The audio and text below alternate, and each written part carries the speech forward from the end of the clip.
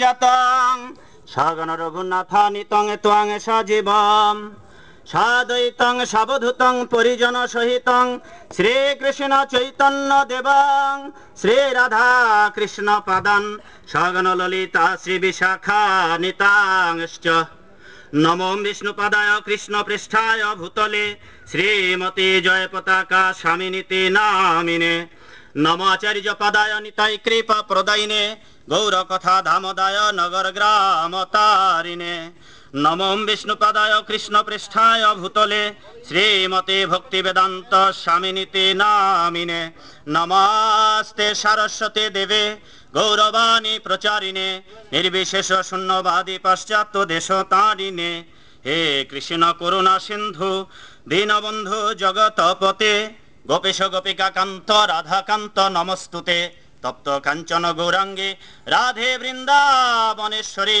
বৃষভানুসুতে দেবী প্রণমামি হরিপ্রিয়ে অনর্পিত চরিং চিরাত করুণাবতীর্ণ কলৌ সমর্পয়িত মুন্নত জলরসাং সভক্তি শ্রিয়ম হরি পুরট সুন্দর দুত্তি কদম্ব সন্দীর্পিত সদা হৃদয় কন্দরে স্ফরত বা শচীনন্দন।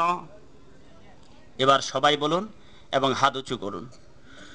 জয় শ্রীকৃষ্ণ চৈতন্য প্রভু নিত্যানন্দ শ্রী অদ্বৈত গদাধর শিবাসাদি গৌর ভক্ত বৃন্দ হরে কৃষ্ণ কৃষ্ণ কৃষ্ণ হরে হরে হরে রাম রাম রাম হরে হরে বাঞ্ছা কল্পতরুভ্যশ্চ কৃপা সিন্ধু বৈএব চ পতিতানাং পাবনেভ্যো বৈষ্ণবেভ্যো নমো নমঃ।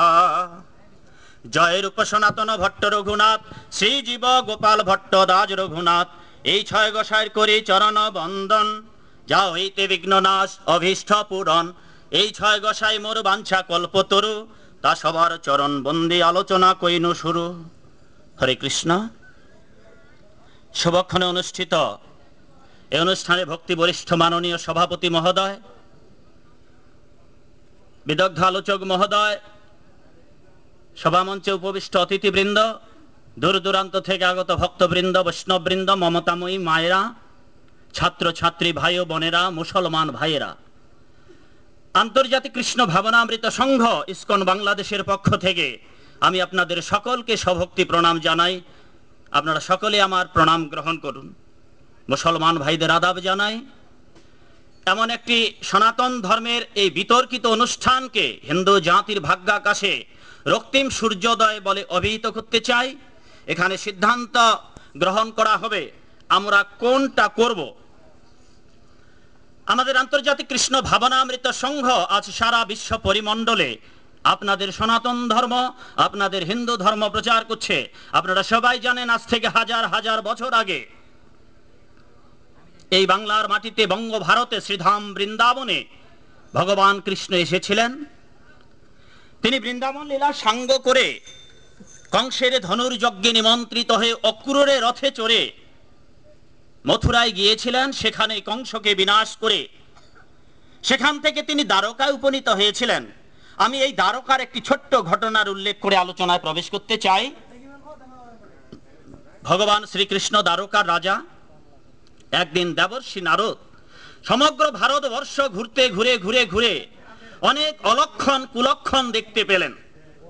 কোথাও দেখতে পেলেন স্বামী স্ত্রীতে ঝগড়া বিবাদ করছে, কোথাও দেখতে পেলেন পিতা পুত্রে ঝগড়া বিবাদ করছে, কোথাও দেখতে পেলেন ঠাকুরে ঠাকুরে ঝগড়া করছে, ব্রাহ্মণে ব্রাহ্মণে ঝগড়া বিবাদ করছে। এই যত্রতত্র বিবাদ বিসম্বাদ অবলোকন করে দেবর্ষি নারদ ভগবান কৃষ্ণের কাছে দ্বারকায় উপনীত হলেন। দ্বারকায় উপনীত হয়ে ভগবানকে জানালেন, হে নাথ, হে জগন্নাথ, আমি সমগ্র ভারতবর্ষ ঘুরে ঘুরে অনেক অলক্ষণ কুলক্ষণ দেখতে পেলাম। এটাই প্রমাণ করে যে আপনি অনতি বিলম্বে আপনার ইহলোকের লীলা সাঙ্গ করবেন। আপনি অনতি বিলম্বে এই ভ্রম লীলা বিলাস সাঙ্গ করে আপনি গোলক বৃন্দাবনে আপনার স্বধামে প্রত্যাগমন করবেন। আর এটাই প্রমাণ করে যে আপনি যখন চলে যাবেন, শাস্ত্রে বলা হয়েছে ভগবান শ্রীকৃষ্ণ যেদিন এ ধরাধাম পরিত্যাগ করবেন ওই দিন থেকেই কলিযুগ শুরু হবে।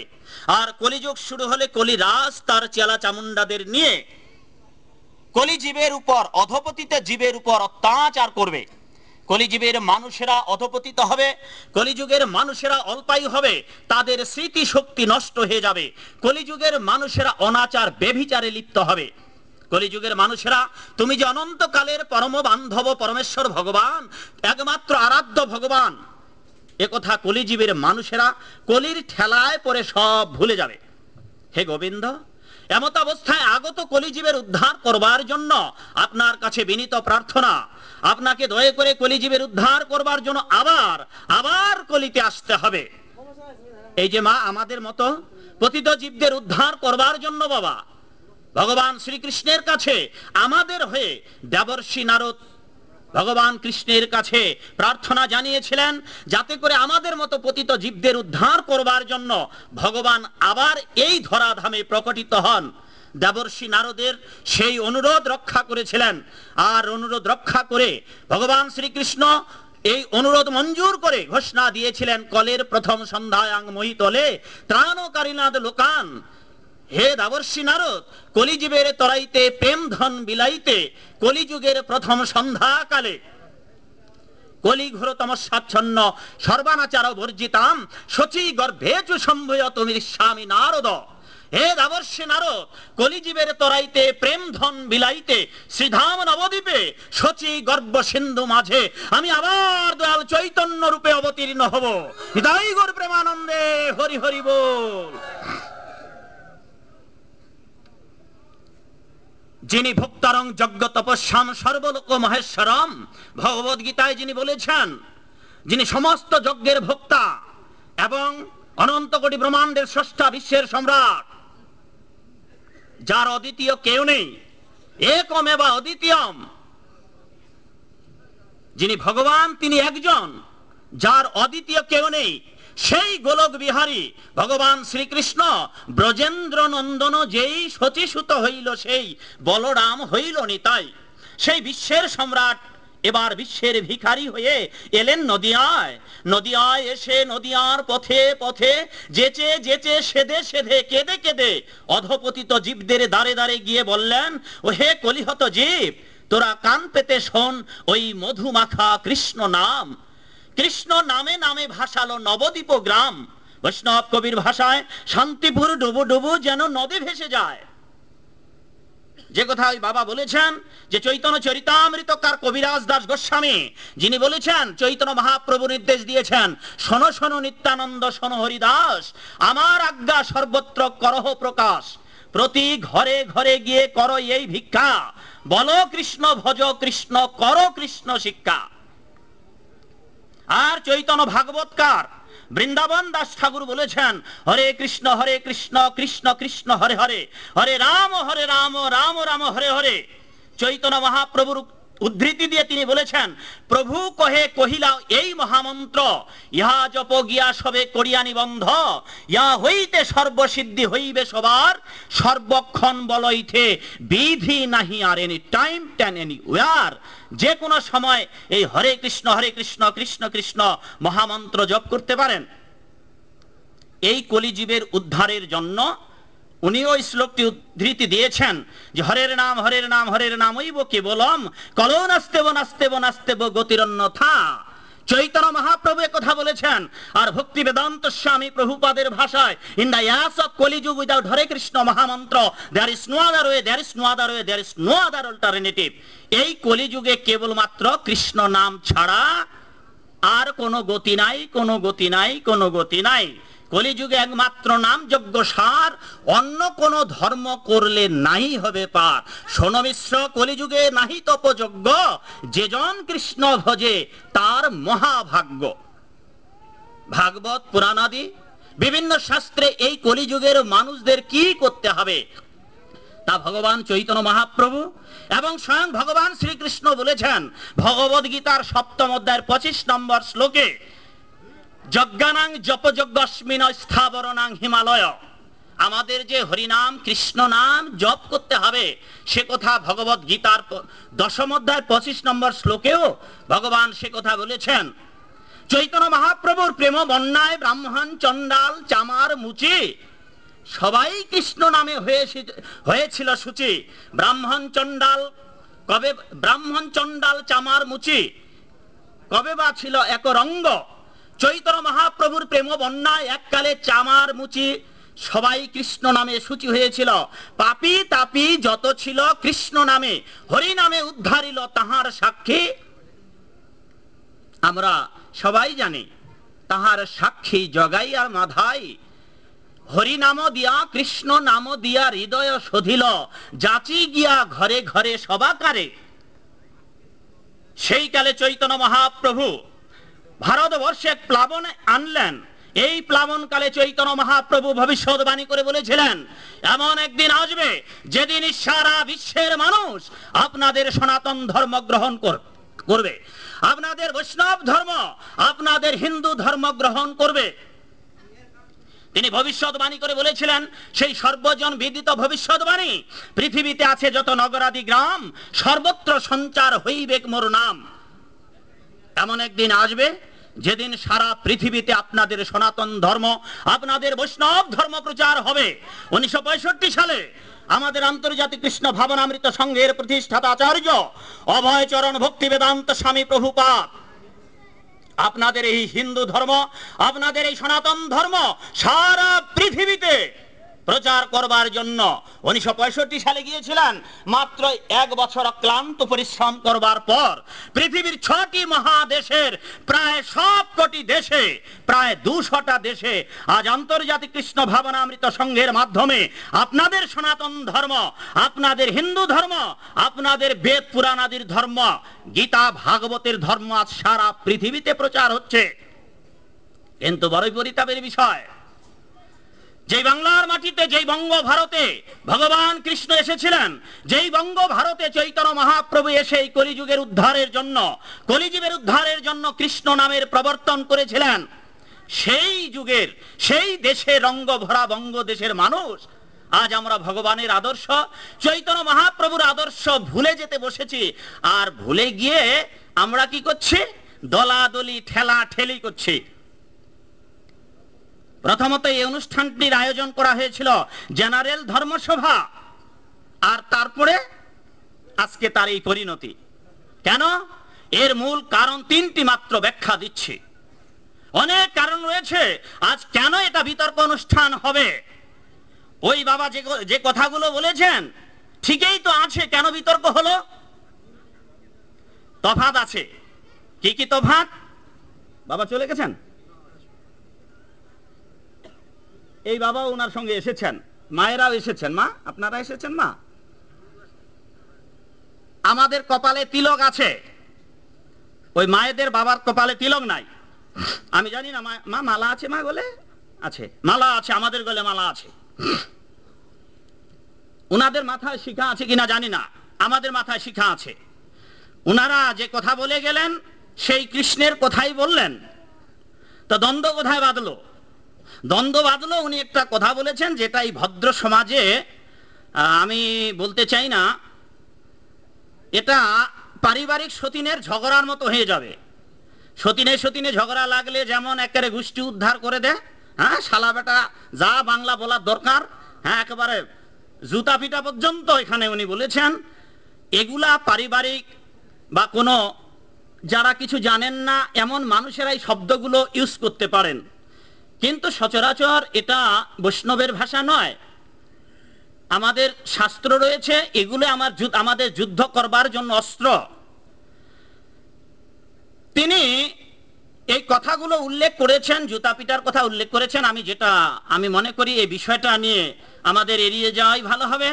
তিনি বলেছেন যে অজপা নাম, চৈতন্য মহাপ্রভু অজপা নামের বিধান দিয়েছেন, এই কলিযুগের মানুষেরা অজপা নামেই উদ্ধার হবে। বাবা আবার আসতে চেয়েছেন, আশা করব তিনি আমাদের জানিয়ে দেবেন যে যাতে করে আমরা এই কলিযুগের মানুষেরা এই অজপা নামে উদ্ধার হতে পারি। এইরকম শাস্ত্রীয় যে প্রমাণ রয়েছে, প্রামাণিক শাস্ত্রে, বেদ পুরাণ আদির শাস্ত্রে তিনি আমাদের দেখাবেন, এবং এই কলিযুগের মানুষের জন্য আমাদের কি কি করার দরকার। তিলক পড়তে হবে কিনা, মালা পড়তে হবে কিনা, মাছ মাংস খেয়ে দেও চলবে নাকি খাওয়া যাবে না, কোনটা করতে হবে, নাকি একাদশী পালন করলেই হবে।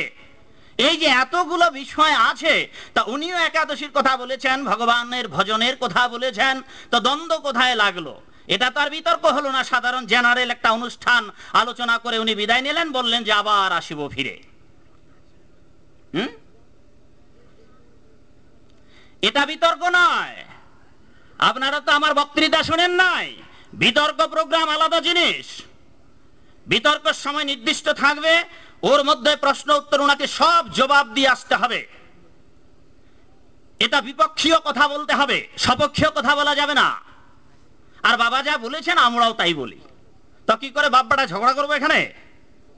হ্যাঁ, আর আপনারা সাধারণ মানুষ আমাদের লীলা দেখবেন আর আপনারা হাততালি দেবেন, বাহ সুন্দর সুন্দর। হ্যাঁ, শুনতেছি যে এইখানে আজকে বিতর্ক হবে। আর কি বিতর্ক হবে বলেই কি এতগুলো ভক্ত এসেছেন? না হলে কি আসতেন না? আপনারা ঝগড়া শুনতে এসেছেন? আপনারা ধর্ম শুনতে আসবেন না? আসলে আমরা বিতর্ক, যেহেতু in the age of quarrel, এই কলিযুগটা ঝগড়ার যুগ, তাই আমরা নিজেরাও ঝগড়া পছন্দ করি। আর এই দেবর্ষী নারদে কোথায় ভগবান কৃষ্ণকে গিয়ে দ্বারকায় বললেন যে আগত কলিযুগের মানুষেরা ঝগড়া বিবাদে লিপ্ত হবে, কলির তাণ্ডবে পড়ে তুমি যে একমাত্র ভগবান। আমরা এই সমস্ত ধর্মতত্ত্ব থেকে দূরে যাওয়ার পিছনের অনেকগুলো কারণ আছে, মাত্র 3টি কারণ বিশ্লেষণ করে বিদায় নিতে চাই। উনি স্থূল সাধক সিদ্ধি প্রবর্তকের কথা বলেছেন। এই কলিযুগের মানুষ স্থূল সাধক সিদ্ধি প্রবর্তক এগুলো করবেন। কেউ বা যোগ সাধনার কথা তিনি বলেছেন। হ্যাঁ, যারা পেটুক তারা যোগ সাধনা করতে পারবে না, কারণ ও যদি সারাক্ষণই খায় তো কি করে যোগ সাধনা করবেন? আর এই যে স্থূল সাধক সিদ্ধি প্রবর্তক চৈতন্য মহাপ্রভুর যে বক্তব্য আর তার বক্তব্য, তিনি এগুলো আমাদের মিল দেখাবেন। তিনি নিশ্চয়ই শাস্ত্র গ্রন্থ নিয়ে এসেছেন, তিনি যা যা বলেছেন শুধু ওইগুলোই আমাদের দেখাবেন তিনি।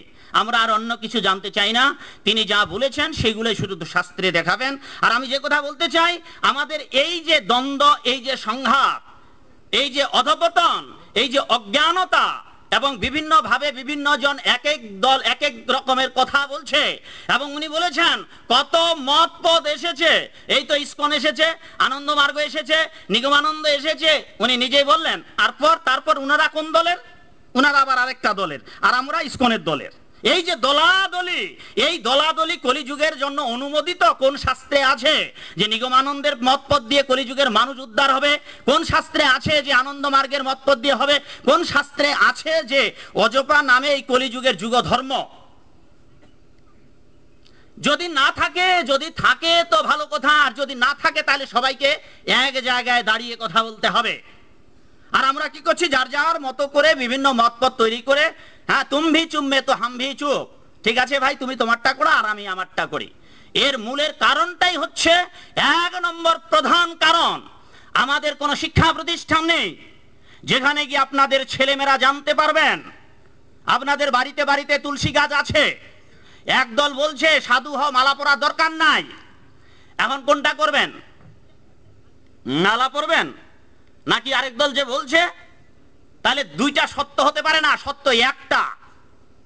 যদি মালা পরতে হয় তাহলে সবাইকে মালা পরতে হবে, আর যদি না পড়লেও চলবে, মালা পরে শালা কর জপে ভাই, এরকম অনেকগুলো এলাকায় প্রভাব তৈরি করেছেন মানুষেরা। হ্যাঁ, শাস্ত্র বলছে 18খানা পুরাণের 12খানা পুরাণে বলা হয়েছে এই তুলসীর মালা পরিধান করতে হবে। আরেক দল সাধু এসে বলছে যে না না, সাধু হও, মালা পরার দরকার নাই, গলে এই ফাঁস লাগানোর দরকার আছে। হ্যাঁ, তারপরে এই কাদা মাটি, বকের পায়খানা না, হ্যাঁ কাকড়ার মাটি, এগুলো দেওয়ার দরকার আছে। এক একজন এক এক ভাবে বলছে, আপনারা কোনটা করবেন? তাই অধঃপতনের 1 নম্বর কারণ হচ্ছে আমাদের কোনো শিক্ষা প্রতিষ্ঠান নাই যেখানে গিয়ে এই যে তুলসী দেবী নিয়ে আসছেন আপনারা। আপনাদের বাড়িতে বাড়িতে মা তুলসী গাছ আছে সবার। আর এই তুলসী গাছে কিভাবে প্রণাম মন্ত্র, কি মন্ত্রে প্রণাম দিতে হয়, আমার মায়েরা কি সবাই জানে? সবাই জানে না। কোথায় গিয়ে জানবে? শিক্ষা প্রতিষ্ঠান নাই। আবার এই কিছুদিন আগে দুর্গাপূজা কালী পূজা হয়ে গেল, আমরা তো ধুম ধারাক্কা করে ঢাক ঢোল খোল করতাল বাজিয়ে, হ্যাঁ আলোকের চমকানি, বিদ্যুতের ঝমকানি, লক্ষ লক্ষ টাকা খরচ করে মায়ের পূজা করলাম। কজন মা জানি মাকে কি মন্ত্রে প্রণাম দিতে হয়? আর তাও আবার একেবারে বিআই প্রণাম, হাঁটু গেড়ে প্রণাম দেওয়ার সময় নাই, একদিক দিয়ে ঢোকে তো আরেক দিকে বের হয়। কেউ বা এইভাবে দেন, কেউ বা হ্যাঁ কিরে মা 1 বছর পর দেখা হলো মা, আবার পরের বছর দেখা হবে, গুড বাই। হ্যাঁ, আবার অনেক কুলাঙ্গার মায়ের সন্তান আছে যারা মায়ের চাঁদার টাকা দিয়ে তারা আবার কি করে? মদের বোতল খায় আর বিসর্জন দিতে যায়। আপনারা টেলিভিশন দেখলে দেখতে পাবেন অনেক মায়ের কুলাঙ্গার সন্তানেরা এইভাবে পূজার নামে ধুম ধারাক্কা করছে। এর মূলের কারণটাই হচ্ছে আমরা জানি না কিভাবে পুজো করতে হয়। আর যেই ঠাকুরকে দিয়ে পুজো করতে হবে সেই ঠাকুর প্রসাব করে জ্বললে না, পায়খানা করে স্নান করে না, মুরগির চরণও সেবা করছে। তাকে দিয়ে আমরা পুজো করছি কেন? আমাদের ধারণা ঠাকুরের ছেলে ঠাকুর, ব্রাহ্মণের ছেলে ব্রাহ্মণ, গুরুর ছেলে গুরু। আরে বাবা, গুরুর ছেলে তো গাধা হতে পারে, ঠাকুরের ছেলে ঠেটা হতে পারে, ব্রাহ্মণের ছেলে ব্যাক্কেলও হতে পারে। আমাদের ধারণা সব উল্টোটা। না, ঠাকুরকে ঠাকুর, মত গুরু, জগৎ গুরু। ওই তো একটু আগে বললেন না, গুরু ব্রহ্মা, গুরু বিষ্ণু, গুরুদেব মহেশ্বর। অনেকে আবার মূর্খ আছে, নিজের গুরুকে ভগবান বানিয়ে আর গোবিন্দের আরাধনা করে না। কারণ যেহেতু গুরুই ব্রহ্মা, গুরুই বিষ্ণু, গুরুই মহেশ্বর, আর পৃথক ভাবে নন্দের বেটা কালাসাদের দরকার আছে? এর মূল কারণ হচ্ছে আমাদের শিক্ষা প্রতিষ্ঠান নেই। পাশে মুসলমান ভাইদের দেখুন, তাদের আলেম, ফাজেল, টাইটেল, এমনকি কোরআন খতম, আল্লাহ পাকের কিভাবে ইবাদত করতে হবে তাদের শিক্ষা প্রতিষ্ঠান রয়েছে। সরকারি বেসরকারি পর্যায়ে তো রয়েছে, সরকারি পর্যায়ে তাদের শিক্ষা প্রতিষ্ঠান রয়েছে, যেখানে গিয়ে তাদের ছেলে মেয়েদের শিক্ষা দেওয়া হয়। কিন্তু বড়ই পরিতাপের বিষয়, এই রঙ্গভরা বঙ্গদেশে, স্বাধীন সার্বভৌম বাংলাদেশে আমরা যেন খেত করে বলতে হয় পরবাসী। সরকারি পর্যায়ে তো নেই, বেসরকারি পর্যায়ে কোনো শিক্ষা প্রতিষ্ঠান নেই যেখানে গিয়ে আপনাদের ছেলেমেয়েরা জানতে পারবেন এই ধর্মতত্ত্ব বিষয়ে। যেমন আপনারা আছেন, কোথায় গিয়ে জানবেন যে এই ধর্মতত্ত্ব কি করে জানা যাবে? আমাদের ধর্মের নাম কি? হাই স্কুলে, প্রাইমারিতে এখনো ধর্ম বইয়ের নাম হিন্দু ধর্ম শিক্ষা। অনেক বড় হয়ে আমরা লেখাপড়া করে জানলাম আমরা জাতি হিসেবে হিন্দু, ধর্মের নাম হিন্দু ধর্ম নয়। আমাদের তবু বইয়ের নাম লেখা হয়েছে হিন্দু ধর্ম শিক্ষা। আর মুসলমান ভাইদের, তাদের কিন্তু মুসলমান ধর্ম শিক্ষা বইয়ের নাম নয়, তাদের বইয়ের নাম কিন্তু ইসলাম ধর্ম শিক্ষা। তো যেই জাতির হিন্দু মানুষেরা তাদের ধর্ম বইয়ের নামটা পর্যন্ত লিখতে পারে নাই, সে জাতি ধর্ম নিয়ে ঝগড়া করবে না তো কোন জাতি করবে? এক নম্বর সমস্যা, আমাদের শিক্ষা প্রতিষ্ঠান নেই। তাই লাইব্রেরিতে, বাজারে, দোকানে গিয়ে পুরাণ, ভাগবত, বেদ, বেদান্ত, চৈতন্য চরিতামৃত বাড়িতে এনে পড়ে মহাপণ্ডিত। লাইব্রেরিতে থেকে বই এনে পুরাণ আদি ভাগবত পড়েই যদি পণ্ডিত হওয়া যায়, সাধু হওয়া যায়, তবে লাইব্রেরি থেকে ডাক্তারি বই এনে ডাক্তার হওয়া যাবে না? তাইলে সরকার কেন মেডিকেলের কলেজের ব্যবস্থা করেছেন? আপনি ডাক্তারি বই কিনে নিয়ে আসবেন, কিভাবে কিভাবে অপারেশন করতে হবে বাড়িতে পড়ে টড়ে আপনি অপারেশন করেন তো রোগী মেরে ফেলেন কিনা। আর যদি অপারেশনের যদি সাধু হও, মালা পরার দরকার নাই, তিলক পরার দরকার নাই, ঠিক আছে, আপনি ডাক্তার হবেন, কোনো অস্ত্রপাতির দরকার নাই, আপনার বউয়ের বটি আর কাটারি দিয়ে রোগী অপারেশন করিয়েন। বই পড়েই শুধু ধর্মতত্ত্ব জানা যায় না। এই জন্যই যুধিষ্ঠির মহারাজ বলেছেন, ধর্মস্য তত্ত্বং নিহিত গুহায়া মহাজন যেন গতস্য পন্থা। 12 জন দ্বাদশ মহাজন রয়েছেন, এই ধর্মতত্ত্ব তারা যা বলেছেন সেইভাবে নির্দিষ্ট পন্থায় চলে যেতে হবে, নইলে ধর্মতত্ত্ব জানা যাবে না। ওই বাবা বলেছেন ধর্ম আছে, কেউ যদি বলে আছে, বলে আছে, আর যদি কেউ বলে নাই তো নাই, এটা ধর্ম নয়। এই ধর্মরাজ্যে এইরকম প্রলাপ বাক্য নেই, পরিষ্কার ধর্মের ডেফিনিশন আছে।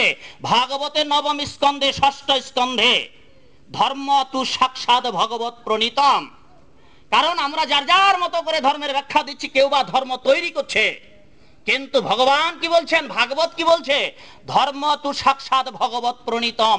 ধর্ম হচ্ছে ভগবানের দেওয়া আইন, যা নিজেরা তা তৈরি করতে পারে না। যেমন ইসলাম ধর্মের কোন আইন যদি কেউ তৈরি করে, কোরআনের একটা বিরুদ্ধে কেউ টু শব্দ করে, আপনারা জানেন Satanic Verses Salman Rushdie out, Taslima Nasrin out.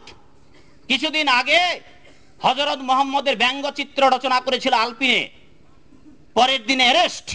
কিন্তু আমাদের ধর্মের এত বিকৃতি করা হয়, এত মতপদ এসেছে, আমাদের হিন্দু মানুষেরা আমরা এমন কুম্ভকর্ণের মতো ঘুমিয়ে থাকি যে আমাদের পেটে হাতি উঠাই দিলেও ঘুম ভাঙে না। কেন? ওই যে তুমি চুম্মে হামভি চুপ। কারণ ধর্মগ্রন্থ তো জানে না, পড়ে না, আর যা পড়ে তাও ভুল পড়ে। কি কি ভুল পড়েন? যেমন আপনারা জানেন রাবণ সীতাকে চুরি করেছে, আজকে জানুন রাবণ সীতাকে চুরি করে নাই। আপনারা জানেন অকাল বোধনে রাবণকে বিনাশের জন্য রামচন্দ্র দুর্গা পূজা করেছে, আজকে জানুন রামচন্দ্র দুর্গা পূজা করে নাই। আপনারা জানেন ঘরশত্রু বিভীষণ, আজকে নতুন করে জানুন ঘরশত্রু বিভীষণ নয়। আপনারা জানেন যে অন্নপ্রাশন, বাচ্চাদের অন্নপ্রাশন করা হয়, প্রথমে কে অন্নে বাচ্চার মুখে কে অন্ন দেয়? মা। আপনাদের এলাকা মামা। আর যদি মামা না থাকে, ওই অনুষ্ঠানের মধ্যে একটা হঠাৎ মামা তৈরি করা হয়।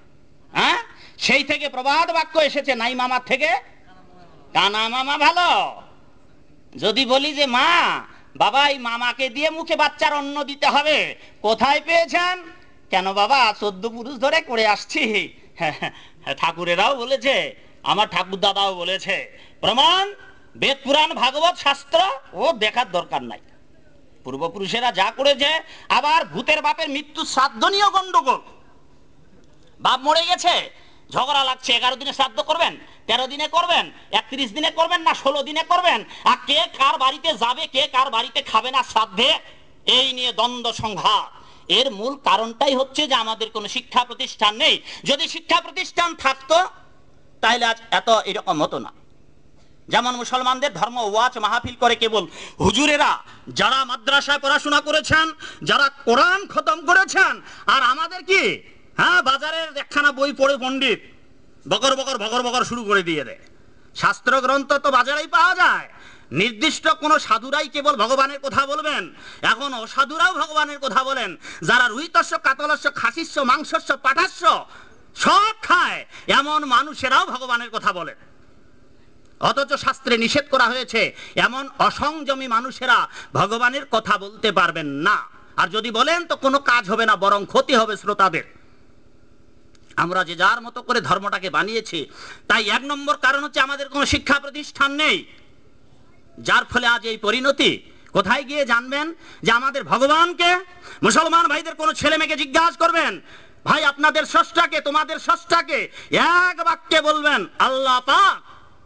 আর আমাদের যদি কালিমার ভক্ত হন তাহলে বলবেন যেই কালী সেই কৃষ্ণ, কালী আমার সব।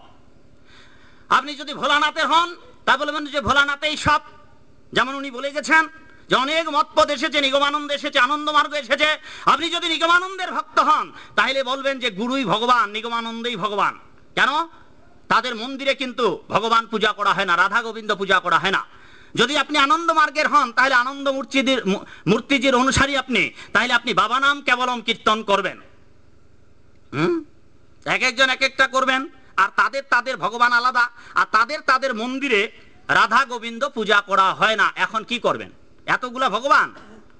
আমাদের হিন্দুরা বলতে পারি না আমরা যে একজন স্রষ্টা।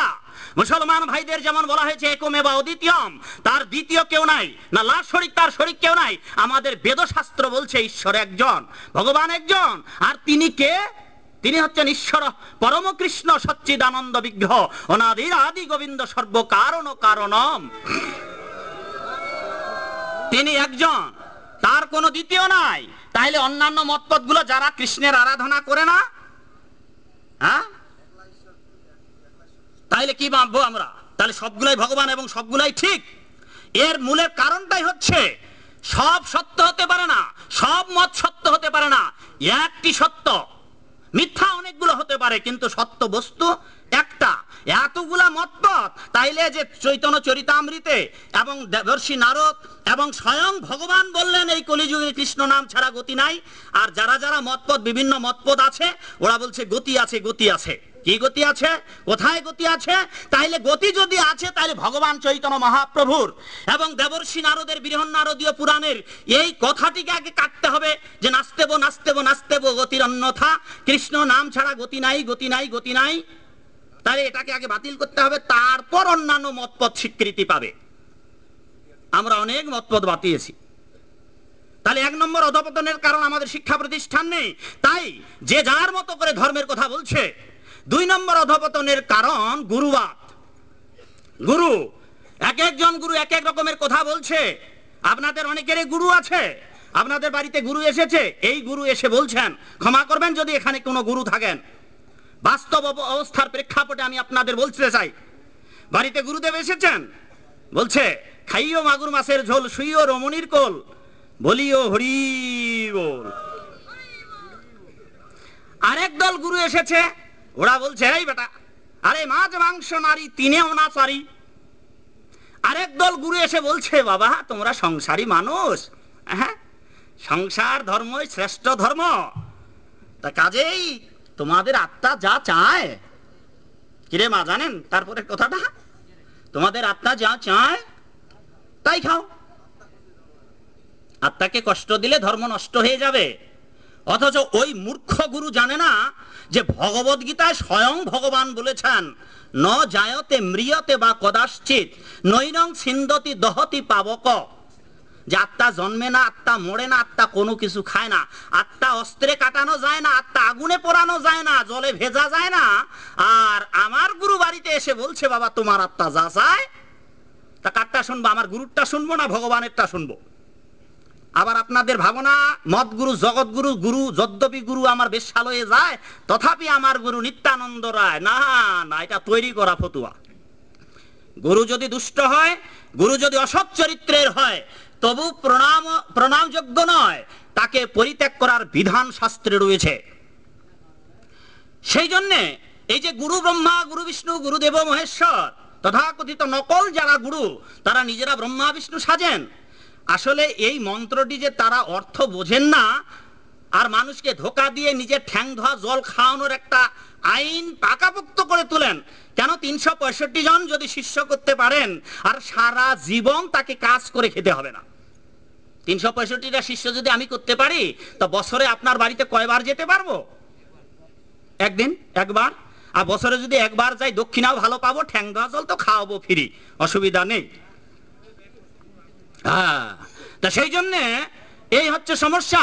এবার গুরু ব্রহ্মা, গুরু বিষ্ণু, গুরুদেব মহেশ্বর, এর প্রকৃত তত্ত্ব না জেনে আমরা গুরুকে গোবিন্দের আসনে বসিয়ে আসল গোবিন্দ ভগবান শ্রীকৃষ্ণ যে একজন ঈশ্বর জগতের, তাকে আমরা আউট করে দিয়েছি। গুরু ব্রহ্মা, আপনারা জানেন যে ব্রহ্মা বলছে, ওই মন্ত্রে বলা হচ্ছে গুরু ব্রহ্মা। আচ্ছা বাবা, ব্রহ্মার কয়টা মাথা মা আপনারা জানেন তো? ব্রহ্মার মাথা কয়টা? 4টা।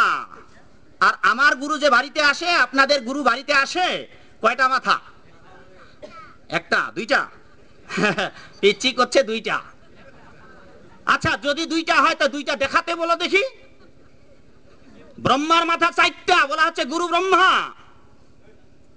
তা গুরু যদি ব্রহ্মা হয়, মাথা কয়টা? ব্রহ্মার 4টা। আর আমার গুরুর মাথা 1টা। আচ্ছা, ওই গুরুকে বলুন তো, হে গুরুদেব, গুরু তো ব্রহ্মা, আপনি তো ব্রহ্মা, তা আপনার তো 1টা মাথা, আর 1টা মাথা খালি ঘাট থেকে বাইর করে দেখান তো আমার। অতএব গুরু যে ব্রহ্মা নয়, বাতিল। গুরু ব্রহ্মা, গুরু বিষ্ণু। বিষ্ণুর কয়খানা হাত আমরা জানি? বিষ্ণুর শঙ্খ চক্র গদাপদ্ম 4খানা হাত, আমার গুরুর 2খানা হাত।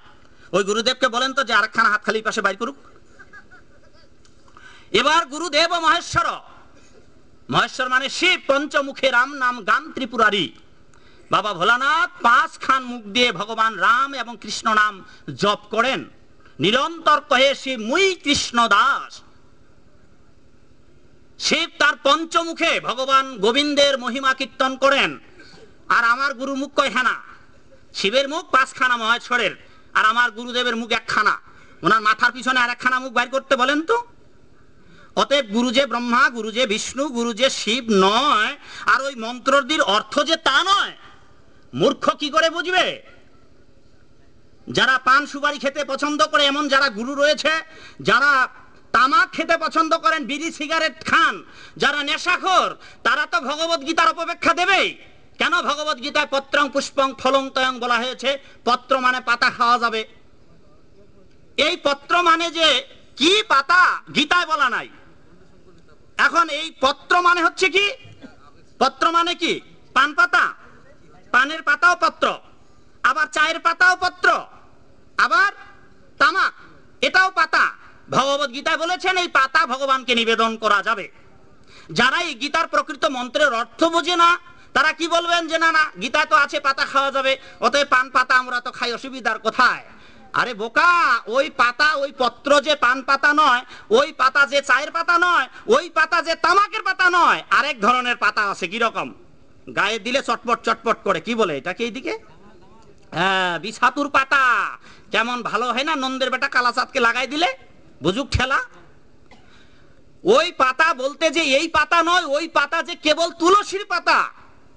গীতা যে পড়বে সে কেবল গীতা পড়ে কি করে জানবে?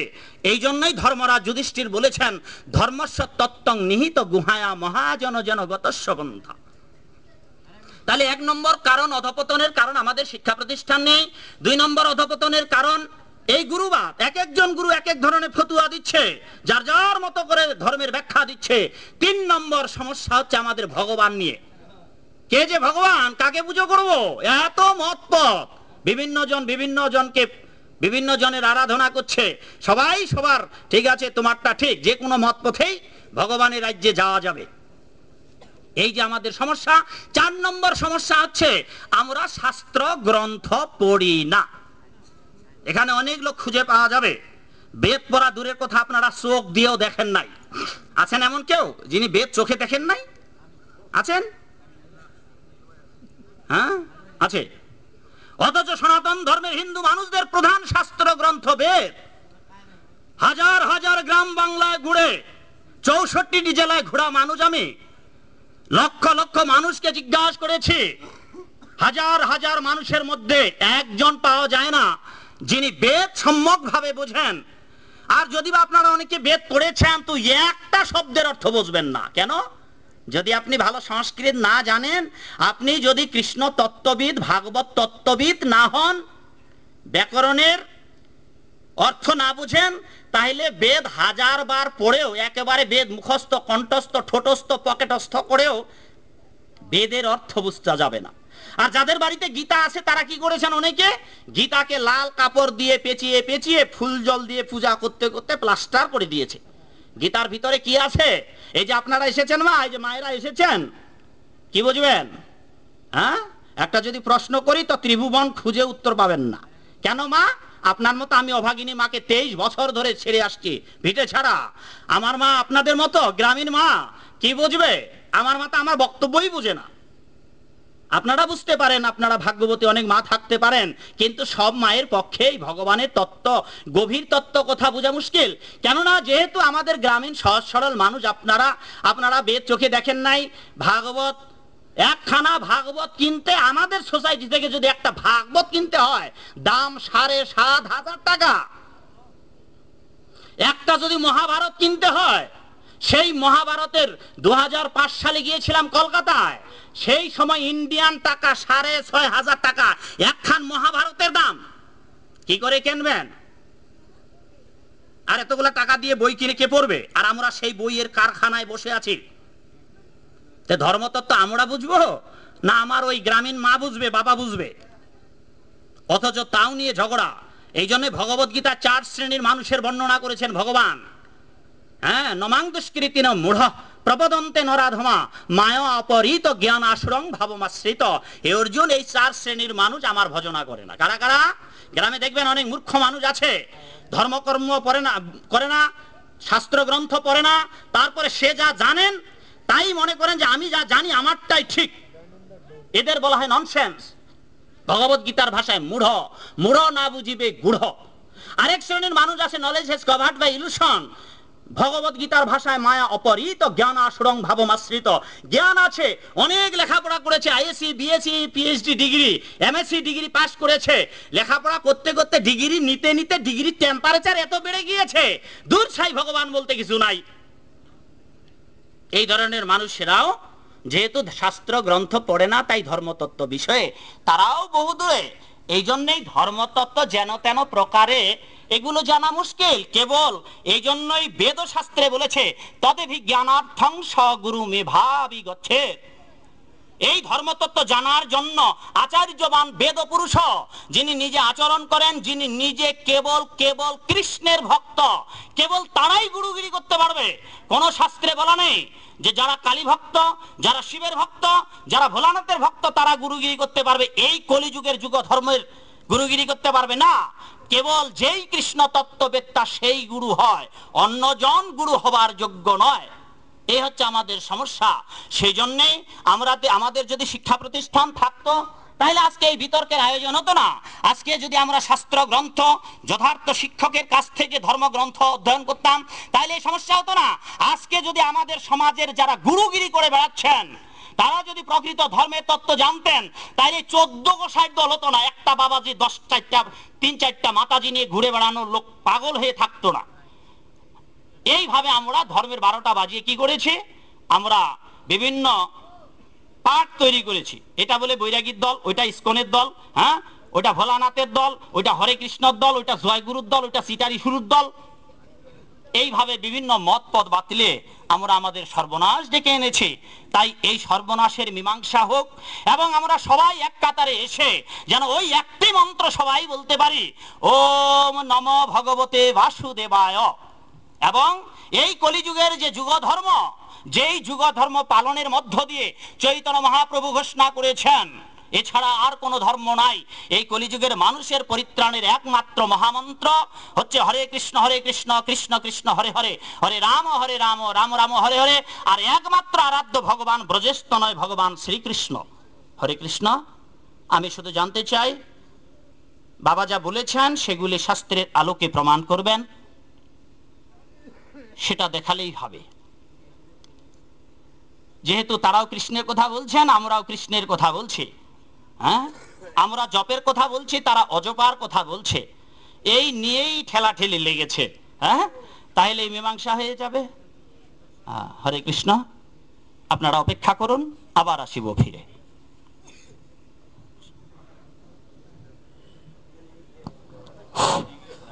আপনাদের সামনে জিতেন্দ্র দাস প্রভু আলোচনা করলেন। ইনি বললেন যে আমাদের কলিযুগে ধর্ম নাম সংকীর্তন এবং জপ করতে হবে, আর উনি বলেছেন অজপা। তাই এই সিদ্ধান্ত তিনি চেয়েছেন। এবারে আপনাদের সামনে এই সিদ্ধান্ত নিয়ে আসতেছেন ধন্য ঠাকুর। ধন্যবাদ। যদি প্রশ্ন থাকে যে কারো লিখিতভাবে পাঠাতে পারেন, যাবতীয় ভাবে। বাড়ি নাই, বাড়ি যাই নাই, আমি যাই না। উপস্থিত সুধী সাধু ভক্তবৃন্দ এবং বৈষ্ণববৃন্দ সবাইকে আমার নমস্কার। তো যা হোক, আলোচনার দ্বিতীয় পর্যায়ে উনি বললেন যে এই কলিযুগে নাম ছাড়া আর কোনো ইয়ে নেই। তাহলে শ্রীমদ্ ভাগবত গীতা আপনারা সবাই পাঠ করেছেন, তো গীতা শাস্ত্র মান কিনা বলেন তো, বলেন মানবেন কিনা? 100 ভাগ মানি। তাহলে এই শ্রীমদ্ ভাগবত গীতা ভগবান শ্রীকৃষ্ণ অর্জুনকে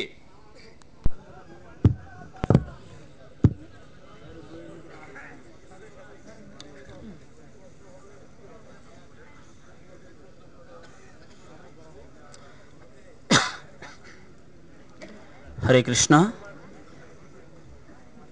এভাবে যদি চলতেই থাকে ইতিমধ্যে মাঠ ফাঁকা হয়ে যেতে শুরু করেছে, তাহলে সারা রাত ওই কবিগানের সরকারে কবি আর একজন কবি প্রশ্ন করেন, আরেকজন উত্তর দেন, আবার সে বলে যে আমি মানি না মানি না মানি না।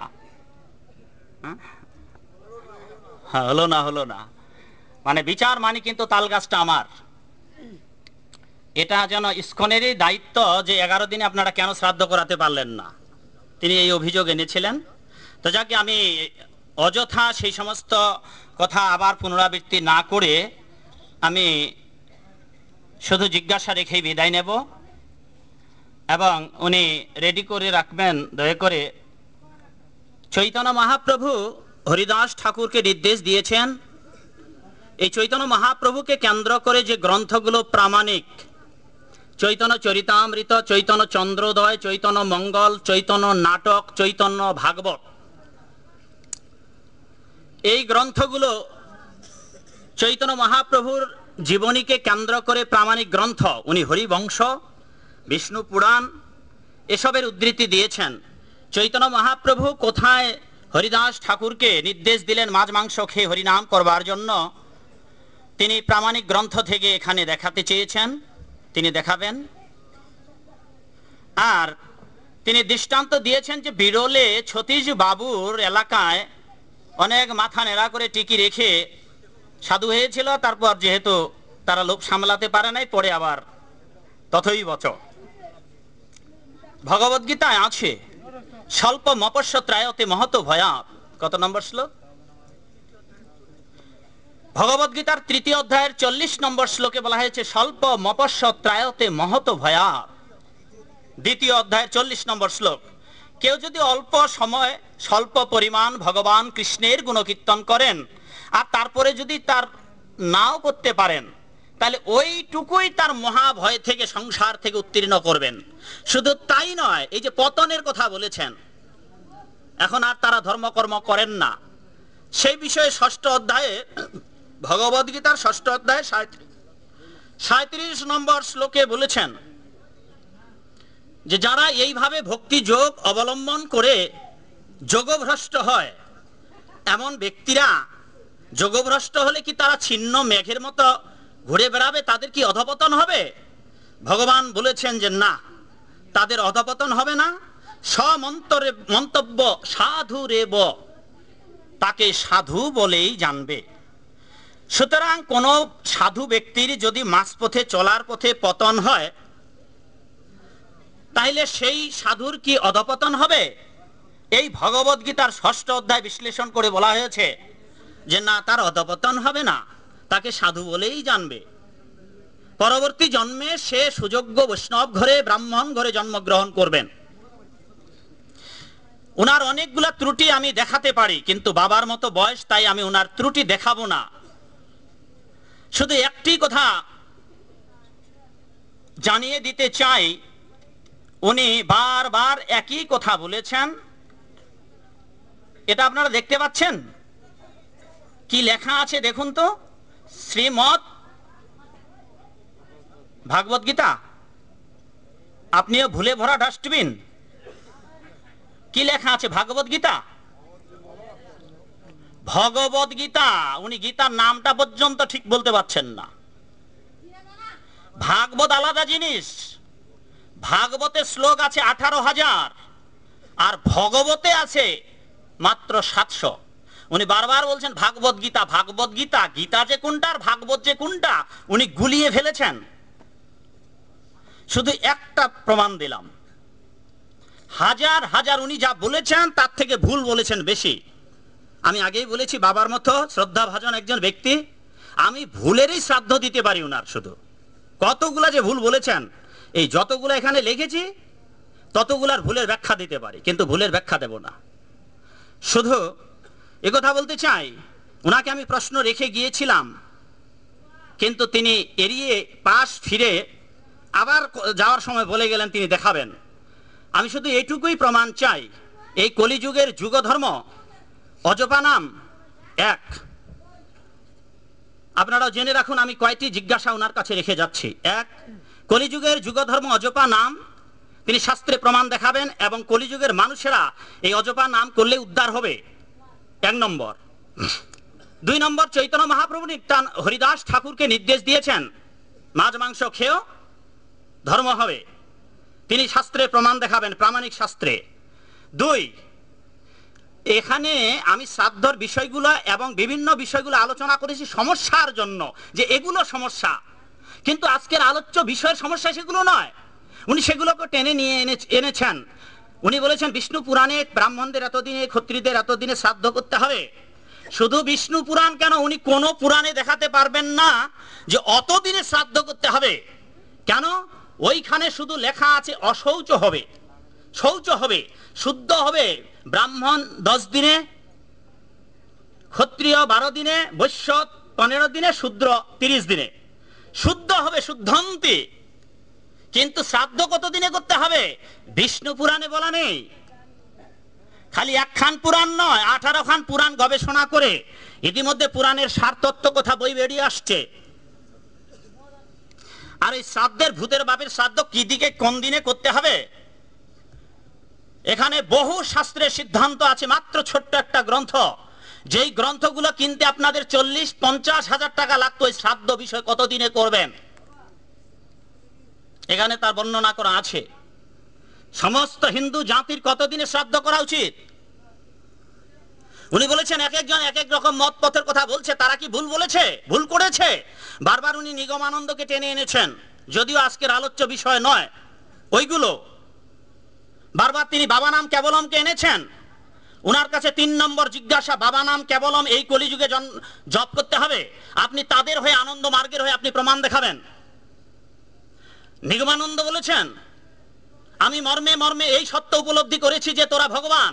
শিষ্যদের বলছেন তোরাও বোঝ যে তোরা ভগবান, যেদিন তোরা বুঝবি যে তোরা ভগবান সেই দিন আমার গুরুগিরি সার্থক হবে। এবং তিনি বলেছেন অজপা নাম, সহম সহম হংস, এই অজপা নাম কলিযুগের মানুষেরা জপ করে উদ্ধার হবেন তার একটি প্রমাণ দেখাবেন এই কলিযুগের, তাহলে সব সমস্যার সমাধান হবে। তাহলে চারটা প্রশ্ন। এক, কলিযুগের মানুষেরা অজপা নাম জপ করবেন, তাতেই উদ্ধার হবে। সোহম সোহম হংস জপ করবেন, 2, তাতেই উদ্ধার হবে। চৈতন্য মহাপ্রভু হরিদাসকে মাছ মাংস খাওয়ার অনুমতি দিয়ে প্রচার করতে বলেছেন, 3। 4 নম্বর, বাবা নাম কেবলম, নিগমানন্দের কথা বলেছেন। শাস্ত্রে বলা হয়েছে হরের নামইব হরের নামইব, হ্যাঁ, হরের নাম হরের নাম হরের নামইব কেবলম, তারা বলেন বাবা নাম কেবলম।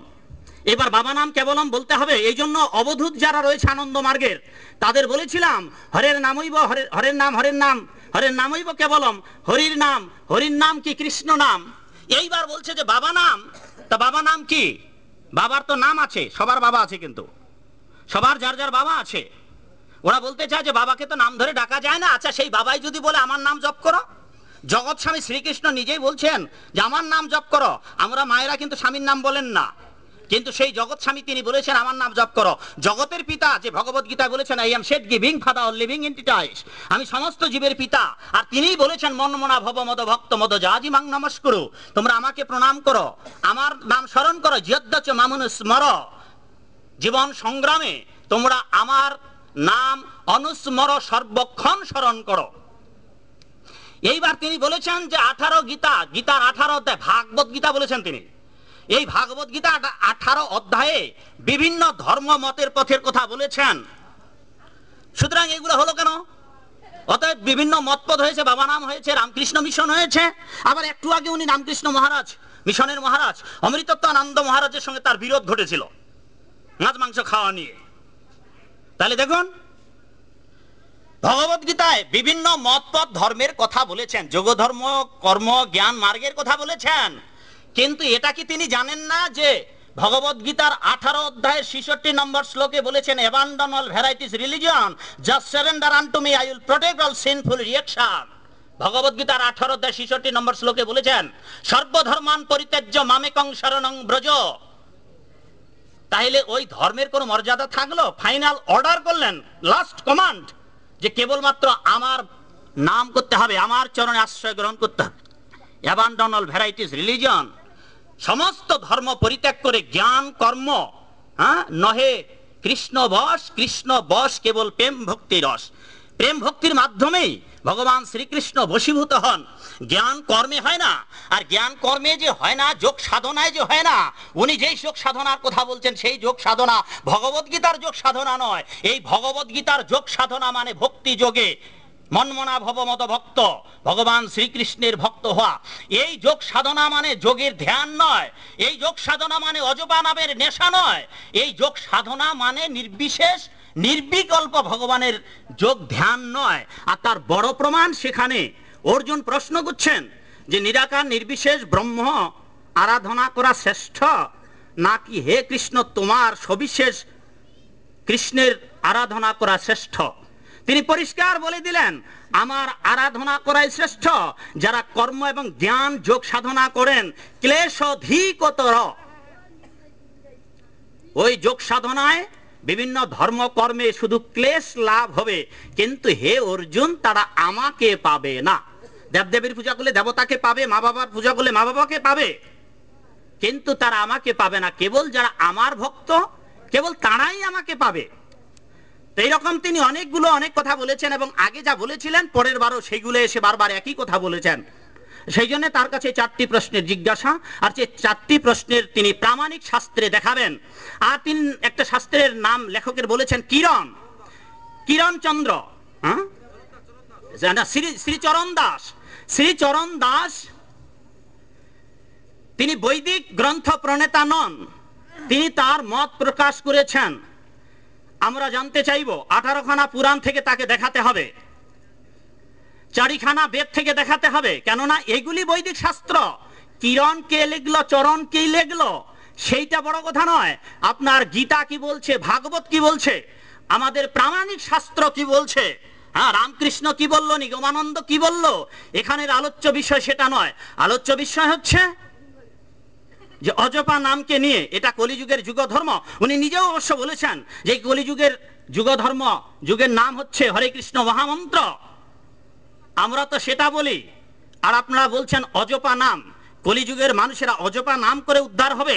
ভগবদ গীতা দেখান, ভাগবতে দেখান, পুরাণে দেখান যে এই কলিযুগের মানুষেরা কেন কৃত্যে যধ্যাং যজতে মখই দাপরে পরিচর্যাং কলৌ তদ্ধরি কীর্তনা, কলৌ কীর্তন কেশবম। এই কলিযুগে কেবলমাত্র কৃষ্ণ নাম করতে হবে, এইভাবে তিনি দেখাবেন। যেখানে বলা হয়েছে হরের নাম হরের নাম হরের নাম হইব কেবলম, উনি দেখাবেন যে অজপা নাম হইব কেবলম। এই কলিযুগের মানুষের জন্য অজপা নাম করতে হবে। এই 4টি প্রশ্ন আমার কাছে কেউ প্রশ্ন করেছেন? দেন।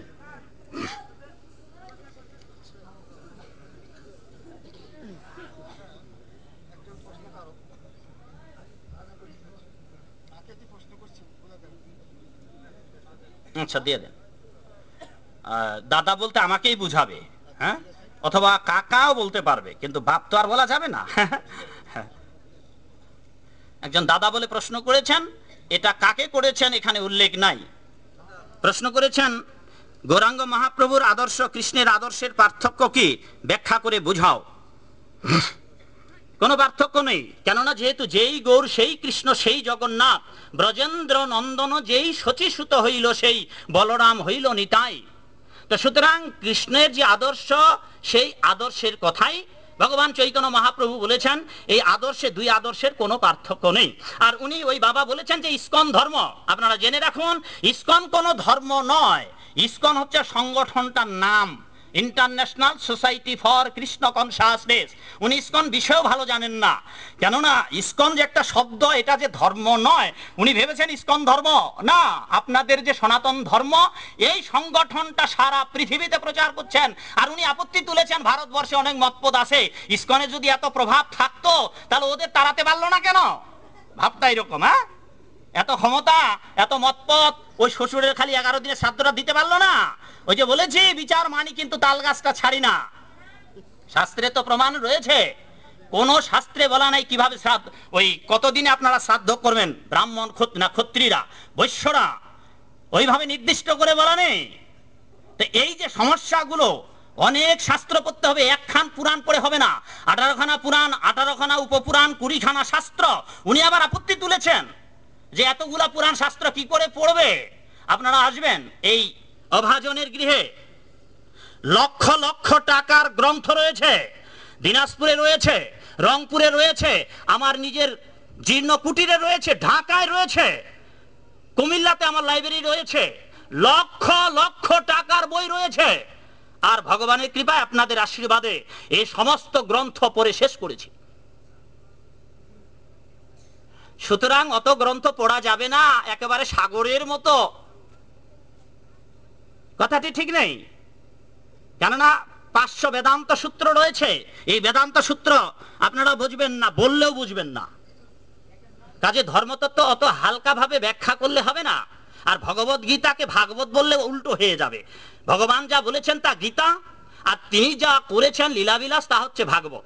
তো যাকে এবার চৈতন্য মহাপ্রভুর যে আদর্শ, ভগবান শ্রীকৃষ্ণের যে আদর্শ, আদর্শের মধ্যে কোনো পার্থক্য নাই। শ্রীকৃষ্ণ বলেছেন তার অবতার অংশ, অবতার, গুণাবতার, কলা অবতার, তার মধ্যে পার্থক্য কি বুঝাইয়া দাও।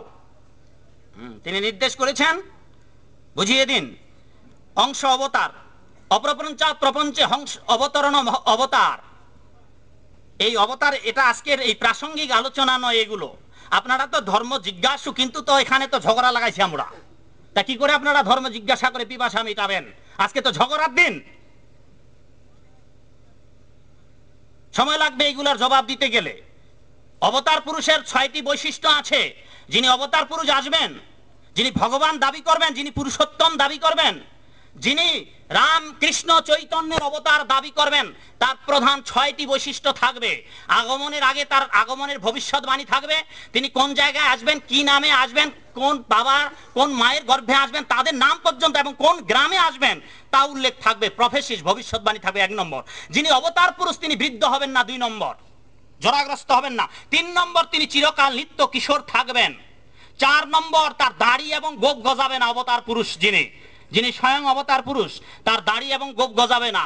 5 তিনি মরবেন না। এই হচ্ছে অবতার পুরুষের স্বয়ং ভগবত স্বরূপের বৈশিষ্ট্য। আর যেহেতু আমরা এই সিদ্ধান্তগুলো জানি না, তাই যাকে তাকে ভগবান বানিয়ে তাকে পুজো করছি। আর বাবার আপত্তি হচ্ছে তাইলে এতগুলো মত হলো কেন? গীতা তো 18খানা অধ্যায় আছে, আর সেখানে বহু মত পথের কথা বলেছেন। বাবা আপনি 18 অধ্যায় 66 নম্বর শ্লোক পড়েন নাই? হ্যাঁ, যে সেখানে সব ধর্মের কথা বাতিল করে দিয়েছেন, কেবলমাত্র তার চরণে সারেন্ডার হওয়ার কথা বলেছেন। যোগ ধর্ম জ্ঞান কর্ম সব এই কলিযুগের জন্য নয়, এই কলিযুগে কেবল নামযজ্ঞ সাধ, যেটা আপনিও জানেন। কেন আপনি পাশ ফেরিয়ে যাচ্ছেন এগুলোকে?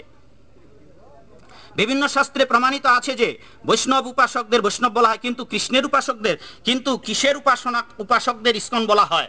খুব চমৎকার। বৈষ্ণব, উনি বৈষ্ণবকে নিয়ে বারবার জুতা পিটার কথা বলেছেন। আচ্ছা, আমরা ইস্কনের যারা, তারাই তো বৈষ্ণব। আচ্ছা, এক বৈষ্ণব আরেক বৈষ্ণবকে জুতা পিটাতে, এইটা বারবার আমি অনুরোধ করেছিলাম এই প্রসঙ্গটি নিয়ে না আসার জন্য, কেন একজন বৈষ্ণব আরেকজনকে পিটাতে পারে না। আর যদি তা বলেন তাইলে এটা তাদের সতীনের মতো ঝগড়া। ওইটা ওই জায়গায় তাদের মীমাংসা হওয়া উচিত ছিল। এই ভদ্র সমাজে ধর্মসভায় সেটা আনানো উচিত ছিল না, ওটা ওই জায়গাতেই মীমাংসা করা উচিত ছিল, যেই জায়গায় সেটার উৎপত্তি হয়েছে। কেন এই ধর্মসভায় পবিত্রতা নষ্ট করে খালি জুতা পিটার কথা বলা হচ্ছে? কেননা আপনারা যদি বৈষ্ণব দাবি করেন আর চৈতন্য মহাপ্রভুর আদর্শ পালন করেন, আর যারা বলছে তারাও তো বৈষ্ণব, তাইলে আর দ্বন্দ্ব কথা, আপনারা মীমাংসা করুন না ওইটা, বরং এইটা শাস্ত্রীয় প্রমাণ দেখান। বিভিন্ন শাস্ত্রে প্রমাণ আছে বৈষ্ণবদের। আচ্ছা, কিন্তু কিসের উপাসকদের ইস্কন বলা হয়? আগেই বলেছি, ইস্কন আমাদের সোসাইটির নাম। আপনাদের গ্রামের যেমন নাম আছে, আপনাদের প্রতিজনের নাম আছে। সারা পৃথিবীতে বৈষ্ণব ধর্ম যেই সংগঠনটি প্রচার করছে, এই সংস্থাটার নাম হচ্ছে ইস্কন।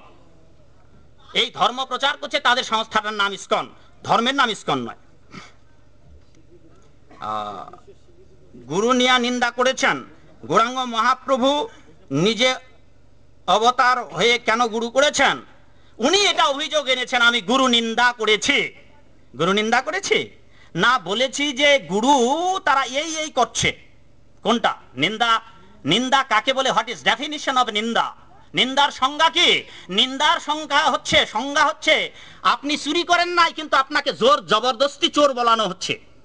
এটা হচ্ছে নিন্দা। আপনি যেই দোষে দোষী নন, ওই দোষে দোষী করানো, ওই দোষে মিথ্যা প্রবঞ্চনা দেওয়া, সেটি হচ্ছে নিন্দা। কিন্তু আপনি সত্যি সত্যি চুরি করেছেন, আর আপনার কোথায় বলে না চোরের মার গলা বড়। হ্যাঁ, আমি গুরুদেবের নিন্দা করি নাই, আমারও গুরু আছে।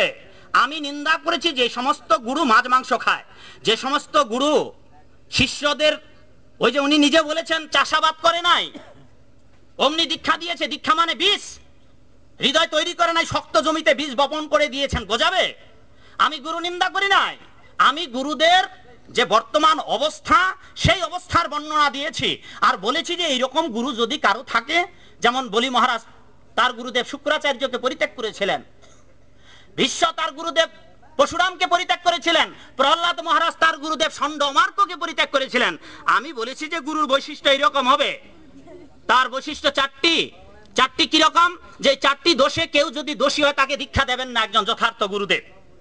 যিনি মাছ মাংস খান, আমিষ ভক্ষণ করেন, সেই সমস্ত ব্যক্তিকে দীক্ষা দেবেন না একজন যথার্থ গুরু। আমি সেইটার কথা বলেছি। এখন অনেক গুরু আছে যারা মাছ মাংস বিড়ি পান সিগারেট খাওয়া মানুষকে দীক্ষা দিচ্ছে। উনি অভিযোগ করেছেন যে এগুলো খাওয়া যাবে না। হ্যাঁ, ভগবান গীতায় বলেছে, গীতায় বলেন নাই কিন্তু অন্যান্য শাস্ত্রে বলেছেন যে এগুলি খাওয়া যাবে না। তো যাকে সেগুলো আলোচ্য বিষয় নয়। আপনি গুরু নিন্দা করেছেন। আচ্ছা, নাম ছাড়া অন্য কোনো গতি নাই, তা সত্ত্বেও কেন গুরু করতে হয়? নাম যে করবেন কার কাছে জানবেন? কি নাম করবেন? হ্যাঁ, সলিমুদ্দিন কলিমুদ্দিন, নাকি ওই অজবা নাম, নাকি কৃষ্ণ নাম, হ্যাঁ, নাকি বাবা নাম? কোন নাম করবেন? এই জন্যই তত্ত্বদর্শী গুরুর কাছে যেতে হবে। আর ওই জন্যই বলেছি গুরুরা লেঠা লাগিয়ে দিয়েছে। এক গুরু বলছে অজপা নামে করো রে নেশা, আরেক গুরু বলছে ছাড়ো রে মন কপট চাতুরি বদনে বলো হরি হরি। তা কোনটা করবেন? কৃষ্ণ নাম করবেন, অজপা নাম করবেন? আর ভগবত গীতা বলছে যজ্ঞানাং জপ যজ্ঞ, বলছে জপ যজ্ঞ। আর যেটা নিঃশ্বাসে প্রশ্বাসে 21,000, হ্যাঁ, কত হাজার কত কি বললেন ইরা পিঙ্গলা, এটা তো এমনি এমনি হচ্ছে নিঃশ্বাসের মধ্যে সোহং সোম হংস।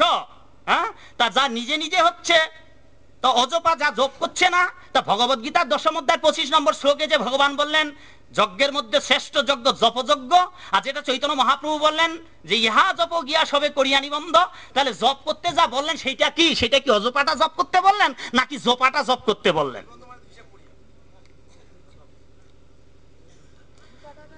কৃষ্ণের হরে কৃষ্ণ কৃষ্ণ কৃষ্ণ হরে হরে রাম রাম রাম হরে হরে ব্যতীত আর কিছু করার প্রয়োজন আছে কি? ভগবানের বীজ নাম আছে, এই বীজ মন্ত্র যখন আপনাদের ব্রহ্ম গায়ত্রী দীক্ষা হবে তখন গায়ত্রী বীজ মন্ত্র গায়ত্রী আপনাদের জপ করতে হবে। এই হরে কৃষ্ণ মহামন্ত্র কবরে যাওয়ার পূর্ব পর্যন্ত জপ করতে হবে, কিন্তু দীক্ষা নেওয়ার পর মুখ যখন পবিত্র হবে, হৃদয় যখন পবিত্র হবে, তখনই কেবল বীজ মন্ত্র জপ করতে পারবেন, এছাড়া অন্যভাবে জপ করা যাবে না। হরে কৃষ্ণ মহামন্ত্র যে কোনো অবস্থাতেই জপ করা যাবে। আর এই বীজ মন্ত্র কেবল ত্রিসন্ধ্যায় জপ করতে হবে। আর হরে কৃষ্ণ মহামন্ত্র আপনি খাইতে শুইতে শয়নে স্বপনে কিবা জাগরণে অহর নিশ্চিন্ত কৃষ্ণ বলহ বদনে। এত অধ্যায়ে এত বলা হয়েছে পতিত হয় আশা যারা, তারা আরো অন্যকারে পতিত হয়, অন্ধকারে পতিত হয়। যারা সামুদ্রিক পূজা করে, সামুতির কি বলেন তো, পড়েন তো এটা। হ্যাঁ বলুন বলুন, মানে কি ওইটা, মানে কি? আচ্ছা হ্যাঁ এখন বলো। আচ্ছা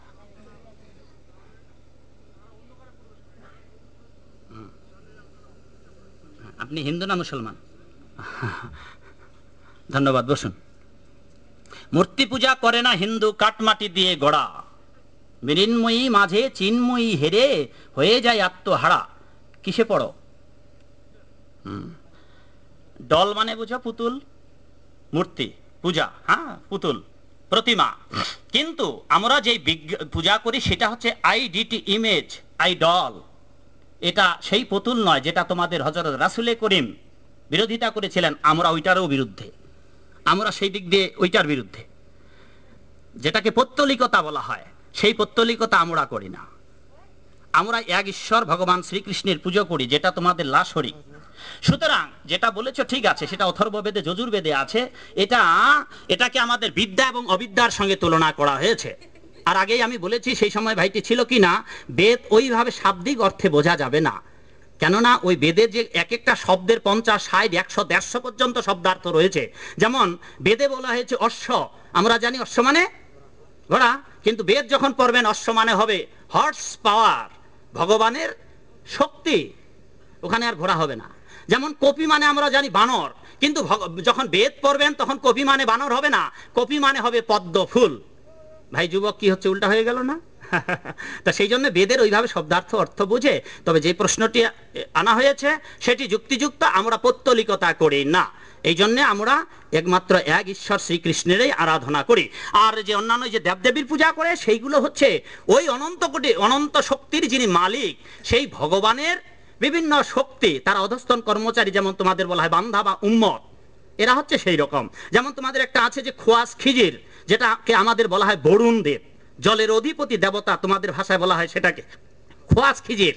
তা সেই জন্য এইরকম বিভিন্ন আধিকারিক দেবতা রয়েছে। যেমন বাতাস যিনি বয় তার নাম হচ্ছে পবন। এগুলো তাদের দায়িত্ব দিয়েছেন। সরকারের যেমন অধস্তন কর্মচারী আছে, ঠিক তেমনি করে আল্লাহ পাকের এগুলো অধস্তন কর্মচারী, এই জগৎ দেখার জন্য তাদের দায়িত্ব দিয়েছেন। তবে তাদের পূজা না করলেও চলবে। যেমন সূর্যের যদি না পূজা করেন উদিত হবে, বায়ুর যদি পূজা না করেন বইতে থাকবে।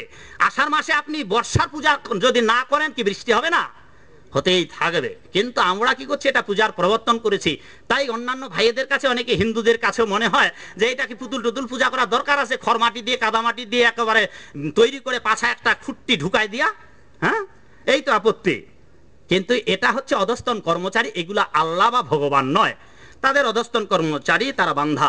তারা এই জগতে এসেছেন এই সমস্ত কর্ম করার জন্য, বা এই জগতের মানুষকে পরিচর্যা করার জন্য, দেখার জন্য। হ্যাঁ, ভগবত গীতা ইসকন এর গীতার সাথে নাকি সাধারণ গীতার মিল নাই?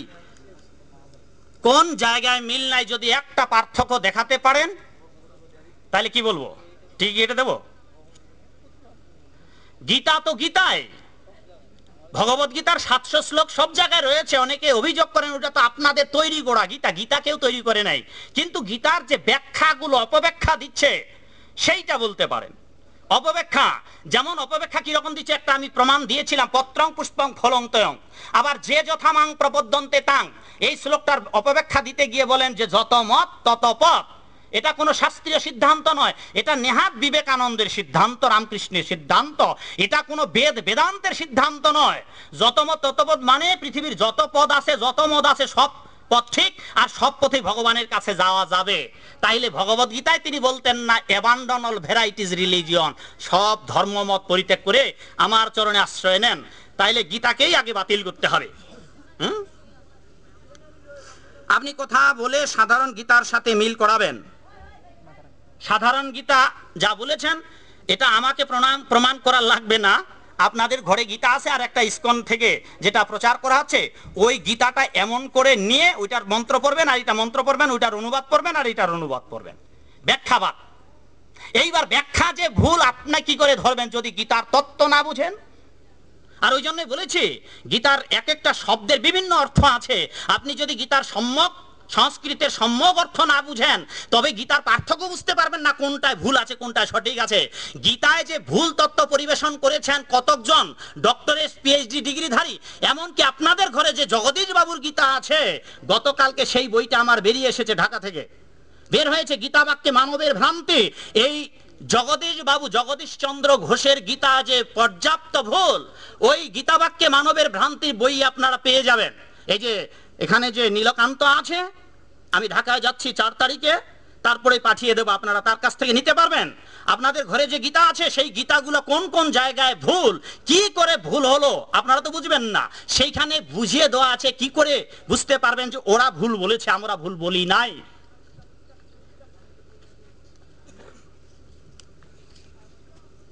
তো ধন্যবাদ।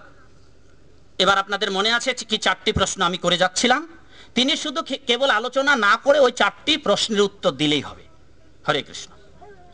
হ্যাঁ, গ্রন্থ দেখিয়ে কলিযুগে যুগধর্ম অজপা নাম যে 4টি প্রশ্ন করেছি, এই 4টি উত্তর দিলে আর তো আলোচনা এইভাবে যদি করতেই থাকে কি সারা রাত চলবে না? তাহলে আলোচনা তো সমাপ্ত করতে হবে।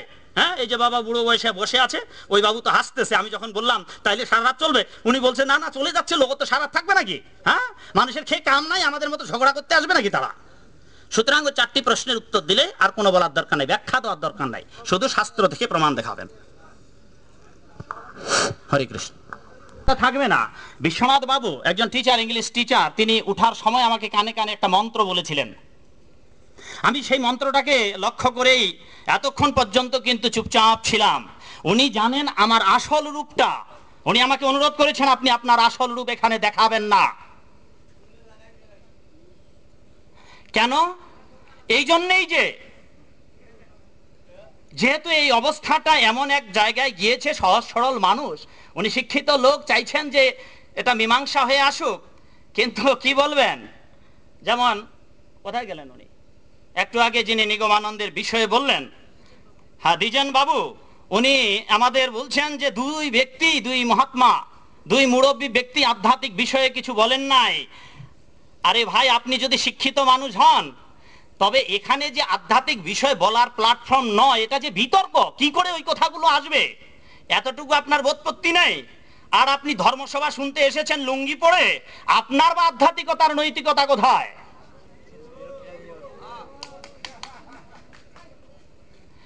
লম্বা কথা বলা যায়, নিজে যা বলেন নিজে আগে পালন করেন, ওই কথাগুলো নিজে যা বলছেন সেইগুলা নিয়মগুলো আগে পালন করেন। হিন্দু নামের কলঙ্ক হয়ে বেঁচে থাকা ঠিক না। আর এই জন্যে আমি আমার আসল রূপটা দেখাতে চাইনি, এখনো দেখাতে চাই না, আর শুধু বলতে চাই। আর আগে বলেছিলাম যে এই বিতর্ক করবার face in the index of the mind, মুখ দেখলে চেনা যায় ওই মানুষটি গ্রামীণ সহজ সরল মানুষ। আমি তো আগেই বলেছি একটা প্রশ্ন করলে ত্রিভুবন খুঁজে উত্তর পাবেন না। উনি তো পণ্ডিত, আমি চ্যালেঞ্জ করে বলতে পারি ওনাকে, আমার একটা প্রশ্নের উত্তর দিতে পারবেন না উনি। আর উনি যেগুলো বলেছেন, বাবা একটু ক্ষমা করবেন আমাকে, মা একটা বইটা দেন তো, যেটা বই দেখিয়েছিলেন। উনি ওই সুবল মিত্রের অভিধান, এই অভিধানটা আমি পরে শোনাচ্ছি আপনাকে। এই অভিধানের আমি প্রশ্ন করেছিলাম 4টা, উনি কোট করেননি, এই জন্য চেয়ারম্যান বাবু যিনি চলে গেলেন এগুলার কোট করার দরকার ছিল, উনি আমার প্রশ্নের কোট করেননি। এইবার সুবল মিত্রের অভিধান, মা অভিধানটা দেন তো, হ্যাঁ দেন, এটা 30 পৃষ্ঠা। বাবা কত পৃষ্ঠা? 30 পৃষ্ঠা। এই অভিধান শুধু না, আগে আপনারা জেনেছেন লক্ষ লক্ষ টাকার বই আছে, শুধু এই অভিধান না আমার কাছে, আরো ব্যাকরণ কৌমেদিনী ব্যাকরণ, যে হরিনামামৃত ব্যাকরণ, বৃহৎ হরিনামামৃত ব্যাকরণ, লঘু হরিনামামৃত ব্যাকরণ, যেগুলার আপনারা অনেকে নাম শোনেন নাই, গৌড়ীয় বৈষ্ণব অভিধান, এর থেকেও বড় বড় বই। এটা অভিধান মানে কি? যারা শিক্ষিত মানুষ আছেন, অভিধান মানে শব্দের অর্থ, এখানে নির্দেশ নয়, আর এটা শাস্ত্র নয়। অভিধান যে কেউ লিখতে পারেন, শব্দার্থ যে কেউ লিখতে পারেন। এটা যেমন ইনি লিখেছেন সুবল মিত্র, এটা কোনো পুরাণ শাস্ত্র, কোরআন শাস্ত্র নয়, এটা বৈদিক শাস্ত্র নয়।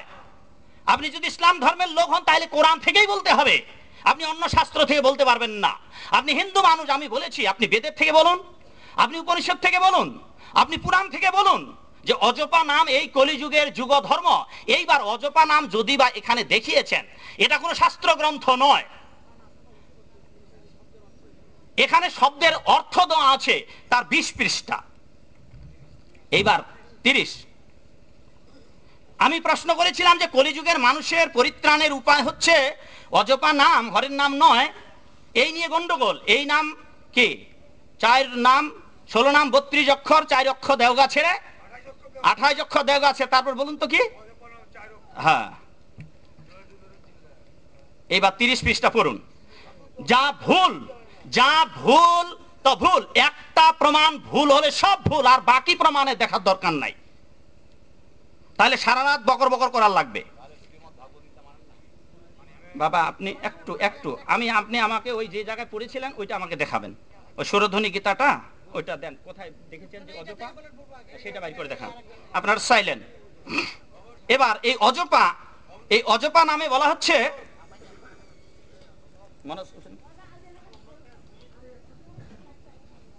এই শোনা শেষ, আর শোনার হবে না, এরপর সভাপতি সমাপ্তি ঘোষণা করবেন।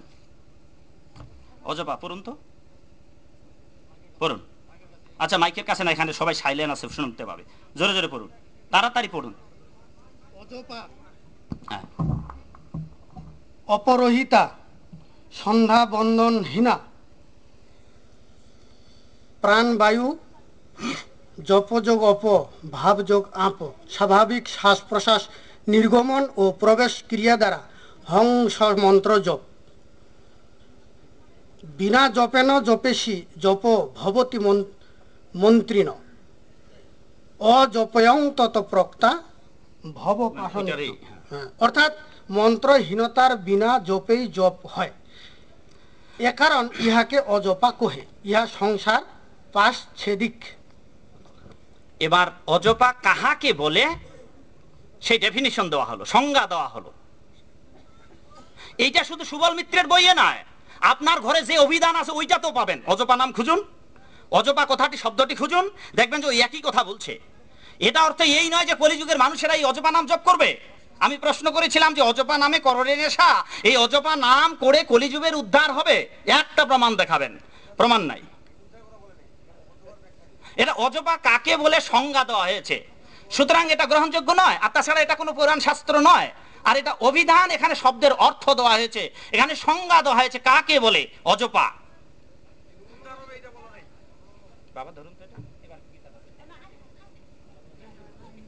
এবার এই সুরধ্বনি গীতা, আমি আগেই বলেছি গতকালকে আমার বই বের হয়েছে, গীতা বাক্যে মানবের ভ্রান্তি। এই অজপার নাম, এটা গীতার কথা নয়, এইটা সুরধ্বনির কথা। এইখানে তাৎপর্য লেখা আছে, তাৎপর্যে সুরধ্বনির কথা বলেছেন ওই মহিলা, ভদ্র মহিলা, যেই মহিলা সংস্কৃত ভালো জানেন না, আর ভালো না জানার জন্য এইখানে ভগবান কি বলেছেন আসেন তো অনুবাদটা পড়েন, মন্ত্রে কি বলেছে। এই জন্য আপনারা বলছেন যে ওটা ইস্কনের গীতা। এইবার সুরধ্বনি গীতার শ্লোকের অনুবাদ পড়ুন, কারণ তাৎপর্যটা উনি নিজে করেছেন। সুতরাং নিজে যেমন উনি নিজের মতো করে বলতেছেন, সুরধ্বনি তার নিজের মতো করে ওইগুলো লাগিয়ে দিয়েছেন। উনি অভিধান দেখাচ্ছেন, পুরাণ শাস্ত্র বেদ না দেখিয়ে। অভিধান আমাদের শাস্ত্র নয়, এবার যেই শ্লোকের মধ্যে সুরধ্বনি বলেছেন অজপা নামের কথা, এই গীতার মধ্যে সেই অজপা নাম নেই, এটা সুরধ্বনি ওখানে ঢুকিয়ে দিয়েছেন, বুঝিয়ে দিয়েছেন। যেমন স্যাটানিক ভার্সেস সালমান রুশদি যেমন কোরআনের অপব্যাখ্যা করেছিলেন যেগুলো কোরআনে নেই, তাসলিমা নাসরিন অপব্যাখ্যা করেছিলেন যেটা কোরআনে নেই, তেমনি করে এগুলো অপব্যাখ্যা করেছেন। আমি আগেই বলেছি আমাদের ধর্মের এত অপব্যাখ্যা করা হচ্ছে, কেউ প্রতিবাদ করছে না। আর আমরা প্রতিবাদ করলে যে বাবা নাম কেবলম এসেছেন, উনি কিভাবে ব্যাখ্যা দিলেন পরে আমি আসতেছি। এবার পড়ুন তো অনুবাদটা কি বলছেন।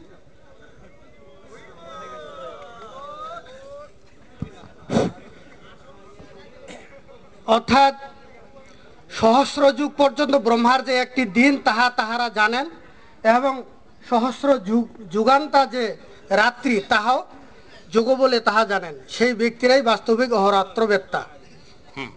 এবার কি বলা হলো এখানে, ভগবান শ্রীকৃষ্ণ এই শ্লোকে বলছেন, হে অর্জুন, রাত দিনের সময়সীমার বর্ণনা দিচ্ছেন, কিভাবে এই রাত দিন যোগীরা জানতে পারেন। দিন রাতের সীমানা বলেছেন যে সহস্র যুগ পর্যন্ত ব্রহ্মার যে একটি দিন তাহা যাহারা জানেন, এবং সহস্র যুগাত্মা যে রাত্রি তাহাও যোগ বলে যাহারা জানেন, সেই ব্যক্তি বাস্তবিক অহরাত্রবেত্তা, দিন রাত তত্ত্ববিদকে এই কথা বলা হচ্ছে। যে অর্জুন ভগবান কৃষ্ণ অর্জুনকে বলছেন, হে অর্জুন, যারা ব্রহ্মা রাত্রি এবং ব্রহ্মার দিনের তত্ত্ব জানেন, তিনি দিন রাতের তত্ত্ববেত্তা। এখানে কি ওই অজপা নামের কথা বলা হচ্ছে? এইবার দেখুন এই দিনের ব্যাখ্যাটা চৈতন্য চরিতামৃতে আছে, সেখানে বলা হয়েছে আমাদের ব্যবহারিক জীবনের হিসাবে 432 কোটি বছরে ব্রহ্মার একদিন 12 ঘন্টা। আর এখানে বলেছেন এই 12 ঘন্টা দিন রাতের যেই তত্ত্ব জানেন তিনি অহরাত্র তত্ত্ববেত্তা। তাইলে আমাদের 432 কোটি যোগ আরো 432 কোটি কত হবে? 864 কোটি বছর। আমাদের গাণিতিক হিসাবে 864 কোটি বছরে ব্রহ্মার মাত্র 24 ঘন্টা একদিন রাত। এই তত্ত্বটি ওখানে বর্ণনা করা হচ্ছে। আর উনি এই সুরধ্বনি মাতাজি মহিলাটি তিনি ভালো বোঝেন না এই তত্ত্ব, যার ফলে অজপা নাম লাগিয়ে দিয়েছেন এখানে।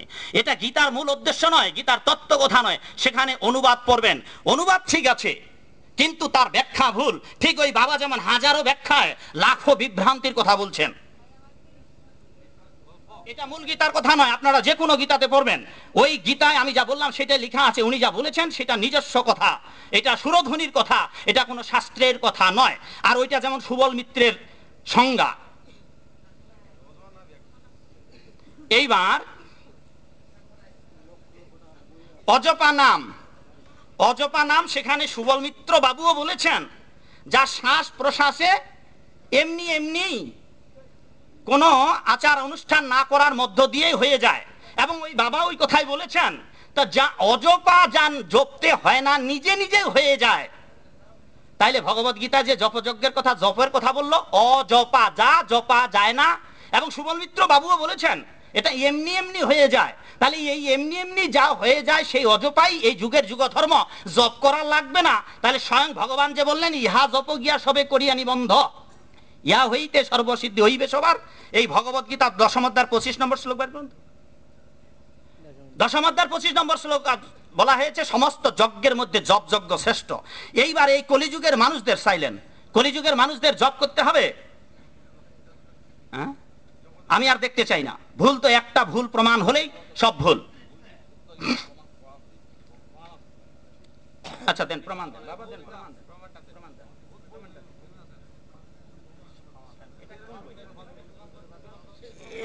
প্রমাণ দেন।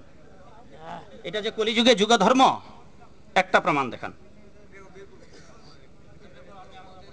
এবার ভগবত গীতা 10 অধ্যায়ের 25 নম্বর শ্লোকে বলা হচ্ছে যে মহর্ষিদের মধ্যে আমি ভৃগু, বাক্য সমূহের মধ্যে আমি ওমকার, যজ্ঞ সমূহের মধ্যে আমি জপ যজ্ঞ। কাকে জপ করতে বলেছে? অজপাকে জপ করতে বলছে না আমি এইখানকার এই গীতার শ্লোকের বক্তা হচ্ছে কে? শ্রীকৃষ্ণ নাকি শিব নাকি ভোলানাথ নাকি বাবা নাম কেবলম? এই গীতার বক্তা হচ্ছেন, এই শ্লোকের বক্তা হচ্ছেন শ্রীকৃষ্ণ। বলেছে আমি জপযজ্ঞ শ্রেষ্ঠ, সমস্ত যজ্ঞের মধ্যে আমার নাম জপ যজ্ঞ করাটাই শ্রেষ্ঠ যজ্ঞ। তাহলে অজপা নাম করতে হবে এখানে গীতায় 700 শ্লোকের কোথাও নেই। আর উনি দেখাচ্ছেন একটা পুরাণ না অভিধানে, যেটা শাস্ত্র নয়। অতএব জপ করতে হবে সেটাই শাস্ত্রে বলা আছে, অজপা নাম জপ করতে হবে কোনো শাস্ত্রে বলা নেই। এইবার কলিযুগের যুগ ধর্ম আমি বলেছিলাম যে ওটা একটা প্রমাণ দেখাবেন, উনি প্রমাণ দেখাতে পারেননি। এইবার প্রমাণ খুঁজতেছেন উনি। কলিযুগে যে কৃষ্ণ নাম করতে হবে, এছাড়া যে অন্য কোনো গতি নাই। ওই যে যিনি বলে গেলেন বাবা নাম কেবলম, লুঙ্গি পড়ে এসে বাবা নাম কেবলম, আমাদের সবার বাবা আছে আর ওই বাবার নামও আছে। এই জন্য তাদের একজন অবধূতকে জিজ্ঞাসা করেছিলাম আপনার বাবার নাম কি? আছেন উনি? চলে গেছেন। উনি কি বলবেন এসে তার বাবার নাম কি? ওই যে বাবার নাম কেবলম, হরের নামই কেবলম। হরের নাম মানে শ্রীকৃষ্ণের 10,000 নাম আছে মহাভারতে।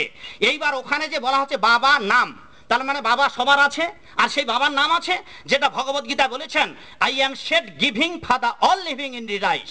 ভগবত গীতার ভাষায় অহম বীজ প্রদ পিতা, আমি সমস্ত জীবের বিষ প্রদানকারী পিতা। তার মানে তিনি বাবা, শ্রীকৃষ্ণই বাবা। আমার প্রশ্ন হচ্ছে তারা যে বলছে বাবার নাম কেবলম, তো ওই বাবার নাম কি? যাকে তারা বাবা বলছেন সেই বাবাকে যদি তারা বলেন যে আনন্দমূর্তিজি, তাহলে আই ক্যান চ্যালেঞ্জ ইউ, যদি আনন্দমূর্তিজি বাবা হয় এবং বৈদিক শাস্ত্রে একটা প্রমাণ দেখাতে পারেন, আমি ঠিকই কেটে আপনাদের দলে যাব।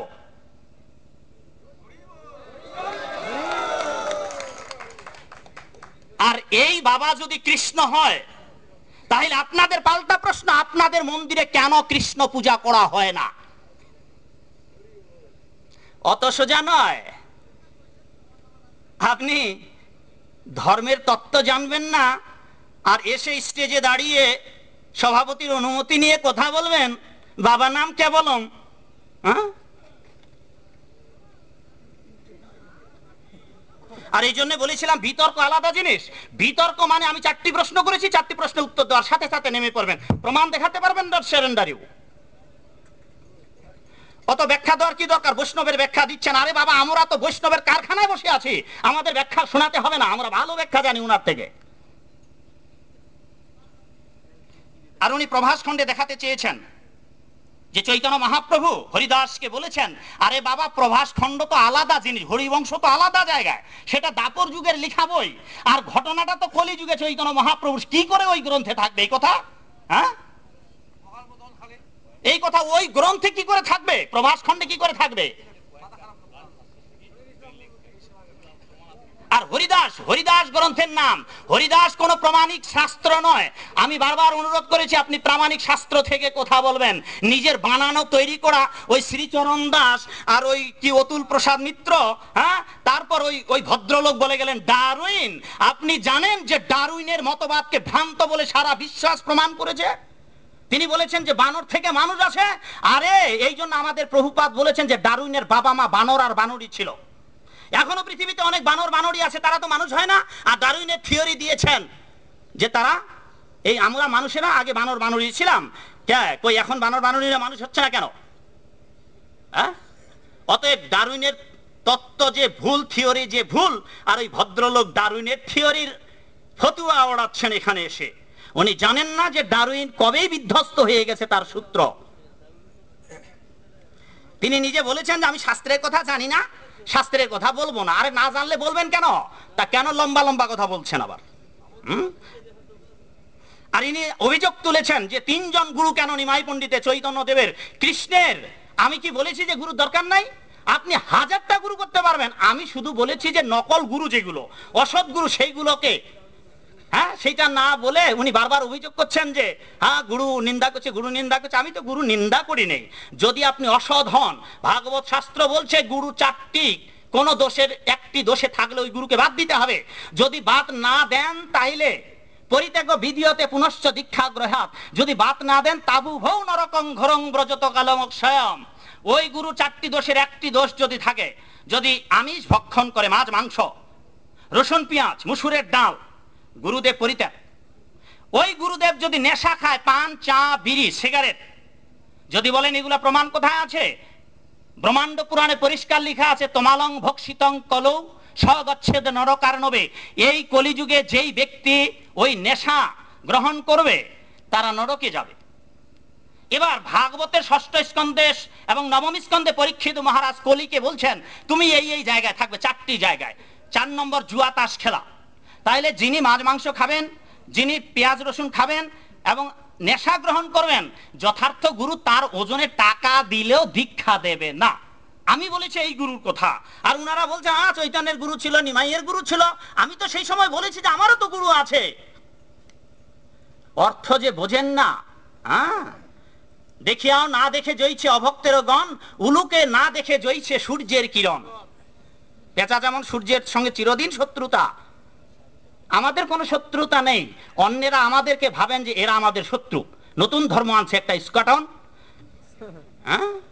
এই গ্রন্থে 212 এবং 13 পৃষ্ঠায় সমস্ত ভগবান বাংলাদেশের সমালোচনা করা হয়েছে। ক্ষমতা থাকে এটা চ্যালেঞ্জে আসুক সভামঞ্চে। শুধু আনন্দ মার্গ নয়, শুধু নিগমানন্দ নয়, যেই রামকৃষ্ণ মিশনের মহারাজ রয়েছে তার ওজনে টাকা দিল আপনারা নিয়ে আসার চেষ্টা করেন। আমরা টাকা দেব, নিয়ে আসেন তো সভামঞ্চে। আর একটা প্রমাণ করুক তারা যে তাদের মত ঠিক আছে। শাস্ত্রের প্রমাণে 18খানা পুরাণ, 18খানা উপপুরাণ, 4খানা বেদ, 4খানা উপবেদ, প্রায় 500 বেদান্ত সূত্র, এই যত বৈদিক পুরাণ আদি শাস্ত্র আছে সকল পুরাণ আদি শাস্ত্রে থেকে মাত্র একটা প্রমাণ দেখাবে, বেশি দেখার লাগবে না। আর ওই জন্য বাবাকে আমি 4টি প্রশ্ন করেছিলাম যে একটা প্রমাণ তার সত্য নয় যা তিনি নিজে পুরাণ শাস্ত্র বেদ থেকে দেখাতে পারেন নাই। সুতরাং আউট অফ সিলেবাস প্রভুর ভাষায় আমাদের বৈদিক শাস্ত্র দেখাতে হবে। আর উনি নিয়ে আসছেন অভিধান। আরে বাবা, ছাত্ররাও তো অভিধান পড়ে। হ্যাঁ বাবা, দেন উপনিষদ প্রমাণ দেন। এখন বাবাকে বলতে হবে যে আপনার ছেলে হয়ে আমি কি উপনিষদ পড়ি নেই? আমি উপনিষদ পড়েছি, উপনিষদে এই কথাগুলো নেই। হ্যাঁ, উনি দেখান, দেখান, আপনি অজপা নাম দেখান। হ্যাঁ, গোপাল ভাঁড়ের ধাঁধা। বসার দরকার নাই বাবা, এই জন্যই তো বলেছি বিতর্ক অত সোজা নয়। কারণ আপনার সেই যোগ্যতা নেই যে আপনি এখানে দাঁড়িয়ে দাঁড়িয়ে প্রমাণ দেখাবেন। আপনাকে আমি প্রমাণ দেখাই। এবার শুনুন, আমি বাবা বলেছি আপনাকে, আমি আপনার সঙ্গে তর্ক করতে চাই না। আমি তর্ক করতে চাই না। এই যে আমার হাতে এই যে গ্রন্থটি আছে, আমরা ওই রকম গ্রন্থ নিয়ে আসি নাই। আমি আপনাকে সবগুলা প্রমাণ দেখাবো। এই যে একটা ছোট্ট গ্রন্থ দেখছেন, এই গ্রন্থটিতে 120 খানা শাস্ত্রের নির্যাস রয়েছে। 120 খানা, যেইগুলো মা বাবা সহ বোঝা বেঁধে আনতে পারতেন না। আপনারা কি প্রমাণ চান? 120 খানা গ্রন্থের নির্যাস রয়েছে। এটা হচ্ছে ডক্ট্রিন। পরে দেখাইতে হবে না, এত সবাই চলে যাবে। হ্যাঁ, তো চলে যাবে ওনারা। আপনি প্রমাণ দেখান যে অজপা নাম জপ করতে হবে। শুধু একটা প্রমাণ দেখাক না। চৈতন্য মহাপ্রভু হরিদাসকে বলেছেন এমন কোন কথা নেই শাস্ত্রে যে চৈতন্য মহাপ্রভু হরিদাসকে বলছেন এই কথাগুলো। হ্যাঁ, যে নাম প্রকাশ করা যায় না, এই নাম জলে ডুবে রয়, এই নাম শিবে জপে জীবে জানে না, আর ওইটা গুরুদেবের কাছে ছান্দা বান্দা ধান্দা আছে। হ্যাঁ, আর এই জন্যই একটা কন্ডিশন থাকতো, তাইলে আর এই জালিয়াতি ঠকবাজি ইত্রামি করতে পারতেন না।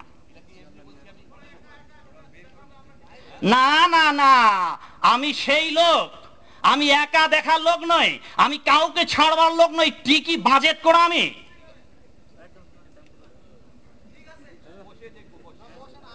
আপনি বাইর করেন আর আমাকে দেখান, আমি পরে শোনাচ্ছি। হ্যাঁ, আপনি দেখান যে কোনটা বাবা, আমাকে দেন, আমি পরে শোনাচ্ছি।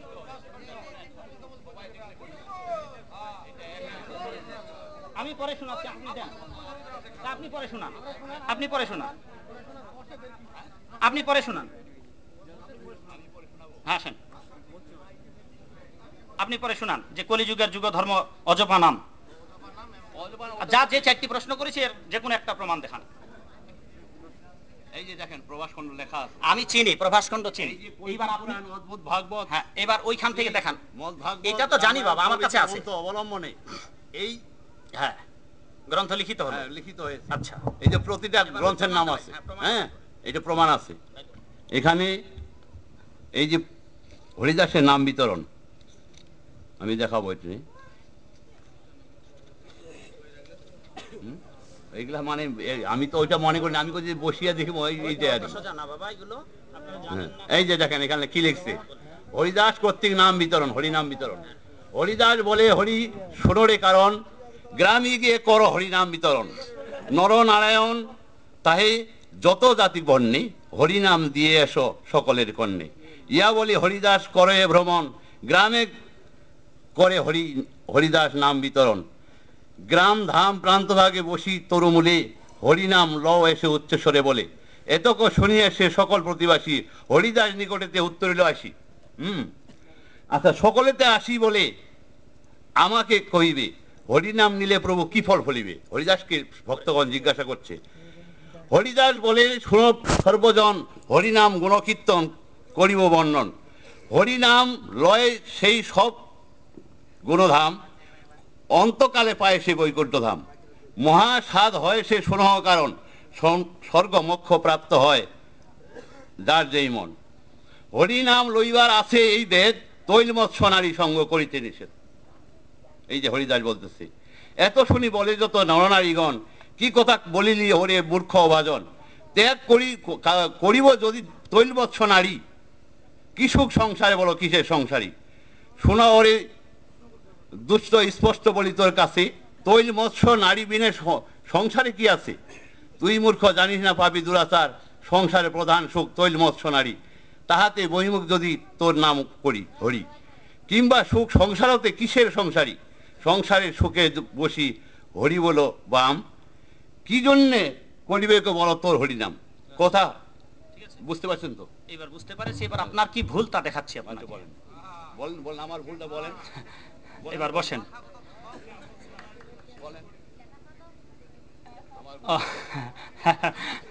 এই যে সাতকান্ডা রামায়ণ পড়ে রামের মাও সীতা।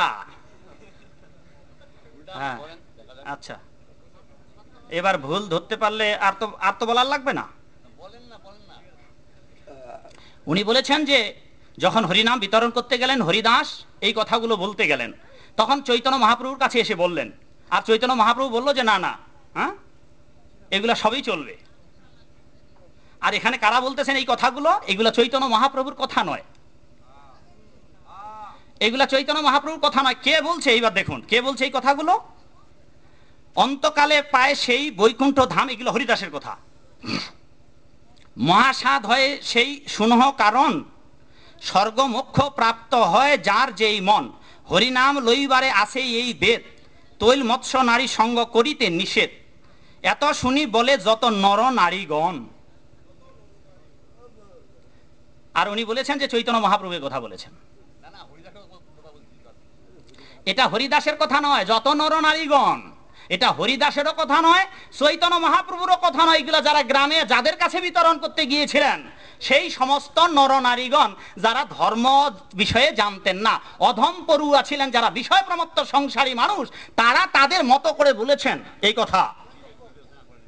বিবেচনা করবে।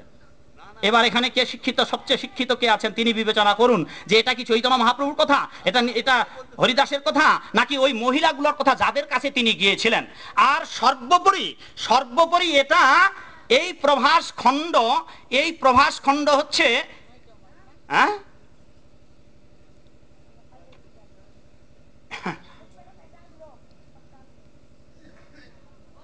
এই প্রভাস খণ্ড কল্কি পুরাণ, ভাগবত, রামায়ণ অবলম্বনে লিখা। কিন্তু এই কল্কি পুরাণ, ভাগবত এবং রামায়ণে এই হরিদাসের কথা কোথাও নেই। এই গ্রন্থটি যিনি ঈশ্বরচন্দ্র সরকার সংকলন করেছেন, তার এই পয়ার কবিতাগুলো তার কর্তৃক লিখিত এবং সেগুলা কল্পিত। এই গ্রন্থটা যিনি রচনা করেছেন, আমি সেই জন্য বলছি, লিখেছে ঈশ্বরচন্দ্র সরকার কর্তৃক বিরচিত কল্কি পুরাণ, অদ্ভুত ভাগবত। হ্যাঁ, মহামণি ভার্গব প্রণীত। ভার্গব এই তো ভার্গব প্রণীত মহামণি ভান্ডরী প্রণীত। ভাগুড়ি কি, এটা অক্ষর বোঝা যায় না, ভাগুড়ি, হ্যাঁ, ভাগুড়ি প্রণীত। আপনি যেই প্রণীতই কথা বলুন না কেন, ভাগবত তো ভাগবত ব্যাসদেব রচনা করেছেন। এই প্রভাস খণ্ড পুরাণের অংশ, সেই পুরাণের অংশে এই হরিদাসের নাম গন্ধ নাই। আর এই জন্যেই তদুপরি এখানে কোনো সংস্কৃত শ্লোক নাই। আর আমাদের সমস্ত বৈদিক শাস্ত্র কি বাংলা ভাষায়, সংস্কৃত ভাষায়। আর হরিদাসকে কেন্দ্র করে, চৈতন্য মহাপ্রভুকে কেন্দ্র করে যারা গ্রন্থ লিখেছেন তাদের মধ্যে প্রধান বা তারাই শ্রেষ্ঠ, আর কেউ নাই। কে কে? বৃন্দাবন দাস ঠাকুর, কৃষ্ণদাস কবিরাজ গোস্বামী, লোচন দাস ঠাকুর, কবি কর্ণপুর, এই কয়েকজন। আর এই কথাকার ঈশ্বরচন্দ্র সরকার কর্তৃক বিরচিত, হ্যাঁ না, এটা বাবা আপনি ওই দিক দিয়ে কুলাতে পারবেন না। আর এই কথাটি আপনারা পড়ুন, নিজেরা পড়ুন। এটা হরিদাসের কথা নয়, এটা চৈতন্য মহাপ্রভুর কথা নয়। যাদের কাছে প্রচার করতে গিয়েছিলেন সেই নর নারী গণ বলছে।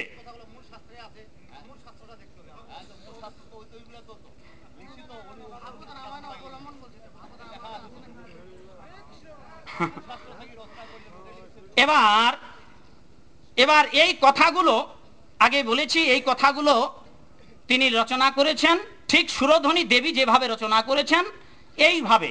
কেননা এইগুলা নরনারীগণ বলেছেন, এটা তো মহাপ্রভুর নির্দেশ না, এটা হরিদাসের নির্দেশ না, বরং হরিদাস বলছে এগুলা নিষেধ। তো হরিদাসের কথা শুনে ওই গ্রামের নরনারীগণ মন্তব্য করেছেন, তা তাদের মন্তব্যটা আমরা সিদ্ধান্ত মেনে নেব? সেটা সিদ্ধান্ত নয়।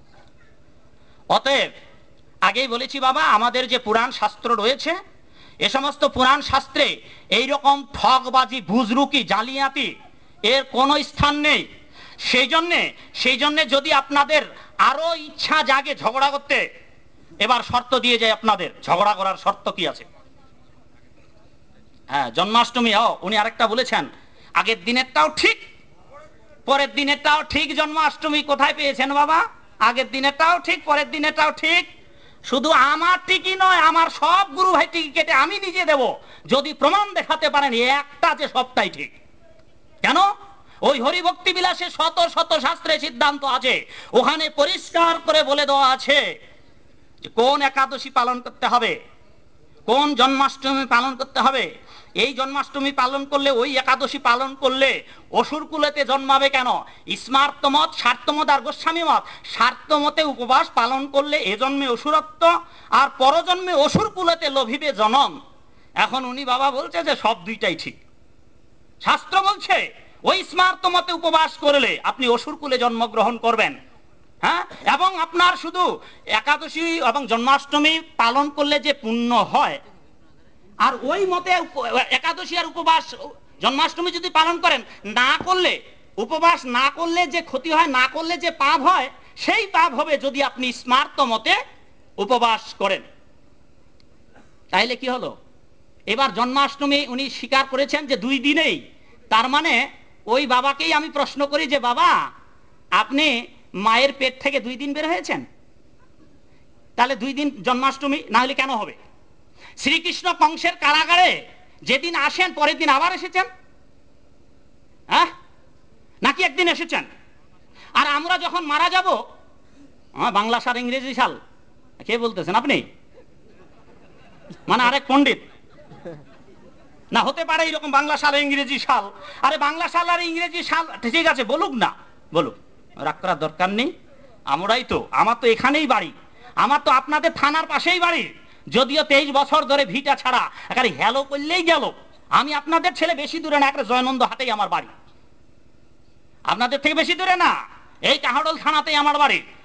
তো এইবার দেখুন যে কোথায় বলে না মা, যে মামার বাড়ির খবর জেঠা কাকারা ভালো জানে না মা জানেন? আচ্ছা, কৃষ্ণের কোন দিন জন্ম হয়েছে এই কৃষ্ণ ভক্তরা জানবে না অসুর কংস শিশুপালেরা বেশি জানবে? তাইলে কৃষ্ণের ভক্ত যারা, তারা যেদিন উপবাস পালন করতেছে জন্মাষ্টমী, ওই দিন পালন করবেন, নাকি যারা কৃষ্ণের ভক্ত নয়, যার যার খুশি মতো ছুটি করছে, তাদের নিয়মটা পালন করবেন? হ্যাঁ, তাইলে কৃষ্ণ 2 দিন এসেছেন, যদি 2টা মতেই স্বীকার করতে হয়, তাইলে কৃষ্ণ আগের দিনে এসেছেন, পরের দিনে এসেছেন। আর ওই ধন্য বাবা মায়ের পেটে আগের দিনও হয়েছে, পরের দিনও হয়েছে। কাজে এইভাবে ধর্মের তত্ত্ব কথা বলা যায় না। আমি আলোচনা বাড়াতে চাই না, অনুষ্ঠান শেষ প্রান্তে বাবা সভাপতি মহোদয় তিনি তার ভাষণ প্রদান করে সমাপ্তি ঘোষণা করবেন। বাবা পঞ্জিকার কথা বলবেন না, আবার আরেক জঞ্জাল বাঁধাইয়েন না, পঞ্জিকা শাস্ত্র নয়। পঞ্জিকা বলা আছে, 2টি মতের কথা আছে, এবং পুরাণ শাস্ত্রে এই মতের কথা আছে, এবং মতের কথা বিশ্লেষণ করে বলা আছে যে এই মতে পালন করলে, ওই পঞ্জিকাতেই বলা আছে, যেই পঞ্জিকার কথা আপনি বলছেন ওই পঞ্জিকা আরো ভালো করে দেখবেন, সেই পঞ্জিকাতেই নিষেধ করা আছে, সেই পঞ্জিকাতেই, সেই শাস্ত্রেই বলা আছে, যেই শাস্ত্রে স্মার্ত মতের কথা বর্ণনা আছে, ওই শাস্ত্রে বলে দিচ্ছে যে স্মার্ত মতে উপবাস করলে অসুর কুলে জন্ম হবে।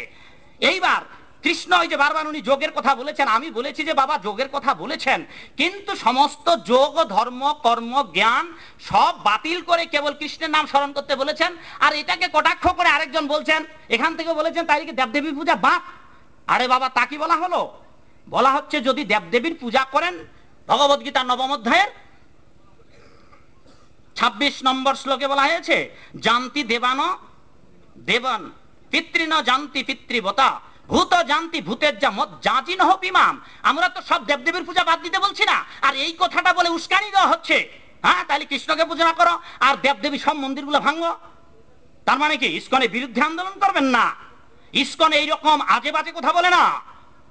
আমরা বলছি আপনারা দেবদেবীর পূজা করুন, যোগ্য ব্রাহ্মণ দিয়ে পূজা করুন, যদি না থাকে নিজে যোগ্য ব্রাহ্মণ হন, নিজে মন্ত্রতন্ত্র জানুন, সাধু হন, ঠাকুর হন। হ্যাঁ বাবা, যেমন ঠাকুর নাম, ঠাকুর হন, যথার্থ ঠাকুর হন, নকল ঠাকুর হয়ে লাভ নেই। ঠাকুর হয়ে আপনি নিজে পূজা করুন। আর যদি দেবদেবীর পূজা করেন, ভগবান পরিষ্কার ঘোষণা দিয়েছেন আপনি দেবলোকে যাবেন, মা দুর্গার পূজা করেন বাবা, ঠিক আছে, আপনি মা দুর্গার কাছে যাবেন, মা দুর্গাকে পাবেন, কৃষ্ণকে পাবেন না। আমরা শুধু এইটাই বলছি, যদি কৃষ্ণকে পেতে চান, যদি ভগবানের রাজ্যে যেতে চান, ভগবানকে পেতে চান, তাহলে কেবল সর্বধর্মান পরিত্যাজ্য কৃষ্ণকেই ভজনা করতে হবে। এই জায়গায় এটা সোজা বাংলা, এখানে তার কোনো পেঁয়াজ পুচের দরকার নাই। তাইলে কি কারো কথা লাগবে না, বাবা মার সেবা করার লাগবে না, খালি কৃষ্ণ সেবা করলেই হবে? করেন, আমরা তো বলছি না বাবা মার পুজো করবেন না, আমরা সবটাই বলছি। একজন ভক্ত কখনোই তার বাবা মাকে অশ্রদ্ধা করেন না। প্রহ্লাদের বাবা অসুর ছিল, তারপরেও জোর হাত করে দাঁড়িয়ে দাঁড়িয়ে বলতেন, হে পিতা, আপনি যার বলে বলিয়ান হয়ে ত্রিভুবন বিজয়ী হয়েছেন, সেই পরম পিতার শক্তিতেই আজ বেঁচে আছি, আপনি শুধু তার কাছে সারেন্ডার করেন, তাহলে আপনার এই ভ্রান্তি কেটে যাবে। কিন্তু উনি সারেন্ডার করলেন না, ফলে ভ্রান্তিও কাটলো না। আমরা শুধু বলছি আপনি কৃষ্ণের কাছে যান, কৃষ্ণ নাম জপ করেন, ওইসব অজপা টজপা বাদ দেন। ওই যত করবেন চালাকি, পাশে বুঝবেন ঠেলা কি। পালাবার কৃষ্ণ নাম ভজজীব আর সব মিছে, পালাবার পথ নাই। জমাছে এইখানে লিখেছি, এবার ইসকন আছে পিছে, চালাকি করবেন। ওই যে একটা প্রমাণ দেখাতে পাচ্ছেন না পুরাণ থেকে, এই কলিযুগের যুগ ধর্ম, এবার প্রমাণ দেখাই। কলিযুগের যুগ ধর্ম, কলিযুগের যুগ ধর্ম যে কৃষ্ণ নাম, এইরকম বহু প্রমাণ আছে এখানে শাস্ত্রে। আগেই বলেছি যে এই গ্রন্থটি হচ্ছে প্রায় 120 খানা গ্রন্থের নির্যাস। এখানে বলা হয়েছে কৃত্যে যোদ্ধাং যজতে মখই দাপরে পরিচর্যায়াং কলৌ তদ্ধরি কীর্তনাথ। এই কলিযুগের মানুষেরা কেবল কৃষ্ণ নাম, এখানে দেখুন নাম তত্ত্ব, কৃষ্ণ নাম করবেন। ব্রহ্মাণ্ড পুরাণে, ব্রহ্মবৈবর্ত পুরাণে, গরুর পুরাণে, পদ্ম পুরাণে, মার্কণ্ডেয় পুরাণে, বিষ্ণু পুরাণে, হ্যাঁ না বিষ্ণু পুরাণ না, অগ্নি পুরাণে, কলি সন্তরণ উপনিষদ, সব জায়গায় বলা আছে। অনন্ত সংহিতা, ষোড়শক নাম নামকারী কলি কলমশ নাশনম না তো পরতরপায় সর্ববেদেষু দৃশ্যতে। কেবল এই কৃষ্ণ নামই, চারি বেদে এইরকম শক্তিশালী নাম আর নাই। আর আপনারা বলছেন অজপা নাম আছে না, সেখানে শাস্ত্র পরিষ্কার ডিক্লার করছেন, নাস্তেব নাস্তেব নাস্তেব গতির অন্যথা। পেয়েছেন নাম তত্ত্ব? হ্যাঁ, অজপা নাম জপ করা যায় না শ্বাস প্রশ্বাসে, এইটা আপনার খোঁজার দরকার নাই, ওটা আপনার থেকে হবে। ওই ওই যে অভিধানটা দেখাইছিলেন বাবা, ওই অভিধানও বলে দিচ্ছে ওটা শ্বাস প্রশ্বাসে, ওটা এমনিতে হয়, আলটিমেটলি হয়ে যায়, ওটা করতে হয় না। আর অনেক সময় ওরা কি করে, যোগীরা ওই যে স্বাধিষ্ঠান, মণিপুর, হ্যাঁ, ষটচক্র, কুলকুণ্ডলিনী, হীরা, পিঙ্গলা, সুষমা, আর এইগুলো আপনার ছেলে মেয়েকে যদি লাগাই দেন, পারবে যোগ সাধনা করতে? এই জন্যই চৈতন্য মহাপ্রভু বললেন কলিযুগের মানুষের সেই সমস্ত ভাগ্য নেই, আর তারা করতে পারবে না, নাক টিপাটিপি করতে পারবে না, একটা নাক দিয়ে একদিক দিয়ে নিঃশ্বাস ছেড়ে আরেক দিয়ে ধরে একটা বাচ্চাকে করতে পারবে না। কিন্তু একটা বাচ্চাকে যদি হাতে তালি দিয়ে হরে কৃষ্ণ কীর্তন করান, 5 মাস 5 বছরের শিশু সেই কীর্তন করতে পারবেন। আমি বলেছি এই কলিযুগের যুগ ধর্ম আছে। এবার এই কলিযুগে না না, এই কলিযুগে করতে হবে, কলিযুগের জন্য ও কলি নয়, আপনি কলিযুগে, এই যুগ কলিযুগ, এই যুগের যুগ ধর্ম দেখাবেন আপনি, যে এই যুগের যুগ ধর্ম যোগ সাধনা। ওই বিষ্ণু পুরাণ আপনারটা তো কি এটা দেখি, হ্যাঁ কার লেখা? পঞ্চাননের কে অনুবাদ ভাষ্য করেছে কে?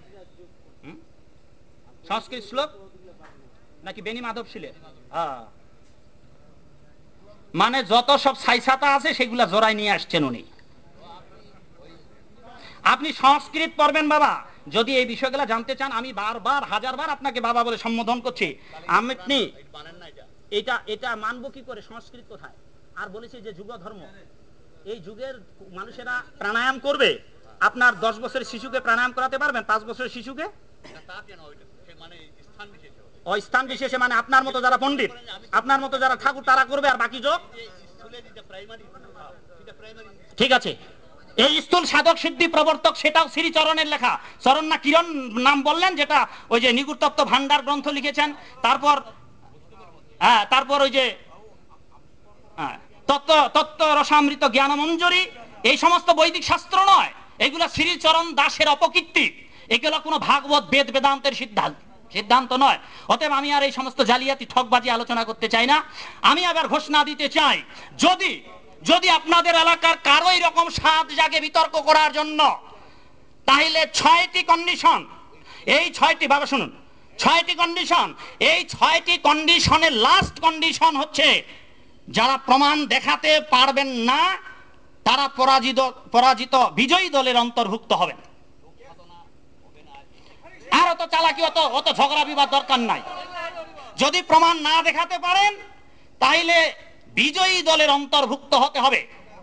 যদি আপনাদের সাহস থাকে, আপনি আনন্দমার্গ হন, নিগমানন্দ হন, রামকৃষ্ণ মিশন হন, ঠাকুর অনুকূল চন্দ্রের অনুসারী হন, আপনারা যারা রয়েছেন এবং বৈরাগী যারা রয়েছেন, আমি আমার গুরু ভাইদেরকে, এই যে কি নাম তোমার ভাই, নীলকান্তকে বলেছিলাম যে বিতর্ক করার দরকার নাই।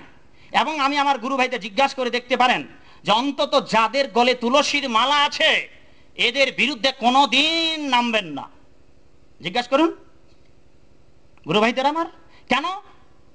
তাদের একটা ত্রুটির জায়গায় শুধু তারা ভুল আছে, সব জায়গায় ঠিক আছে। তারা কৃষ্ণ যে ভগবান মানেন, আর যদি না মানতেন তাহলে গলে মালা পরতেন না। আমি তাদের ঢালাভাবে গুরু ভাইদের অনুরোধ করেছি যে অন্তত গ্রামীণ সহজ সরল মানুষ, এমনকি যাদের সে অসুর হলো, তার বিরুদ্ধে বলবেন না যদি গলে তুলসীর মালা থাকে। কেন জানেন?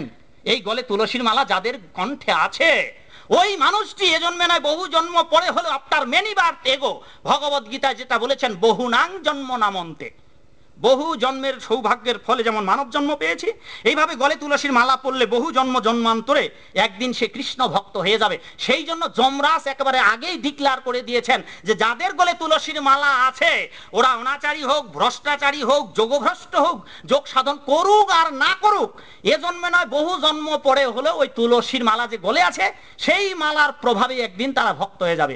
বলুন তো, ওই যে মায়েরা বললাম যে মা গলে তুলসীর মাতা, উনাদের গলে মালা তুলসী, বাবারও গলে মালা তুলসী আছে। হ্যাঁ, ওই যে বাবা, মা আসছেন নাকি? বাবা মা আসছেন এখানে? কই মাটা, কই মাটাকে আমরা দেখি, এই যে মা। এখন দেখুন কি অবস্থা। এখন এই হচ্ছে সমস্যা।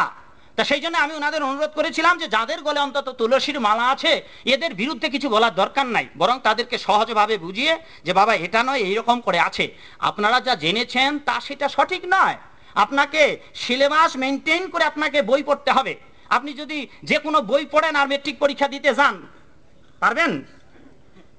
এই বিষয়গুলো সিলেবাসভুক্ত আছে, কোন কোন গ্রন্থগুলো আপনাকে পড়তে হবে, তাইলে আপনি জানতে পারবেন। আর সেই জন্য যেন তেন প্রকারেণ বই পড়লে এই তত্ত্বগুলো জানা যাবে না।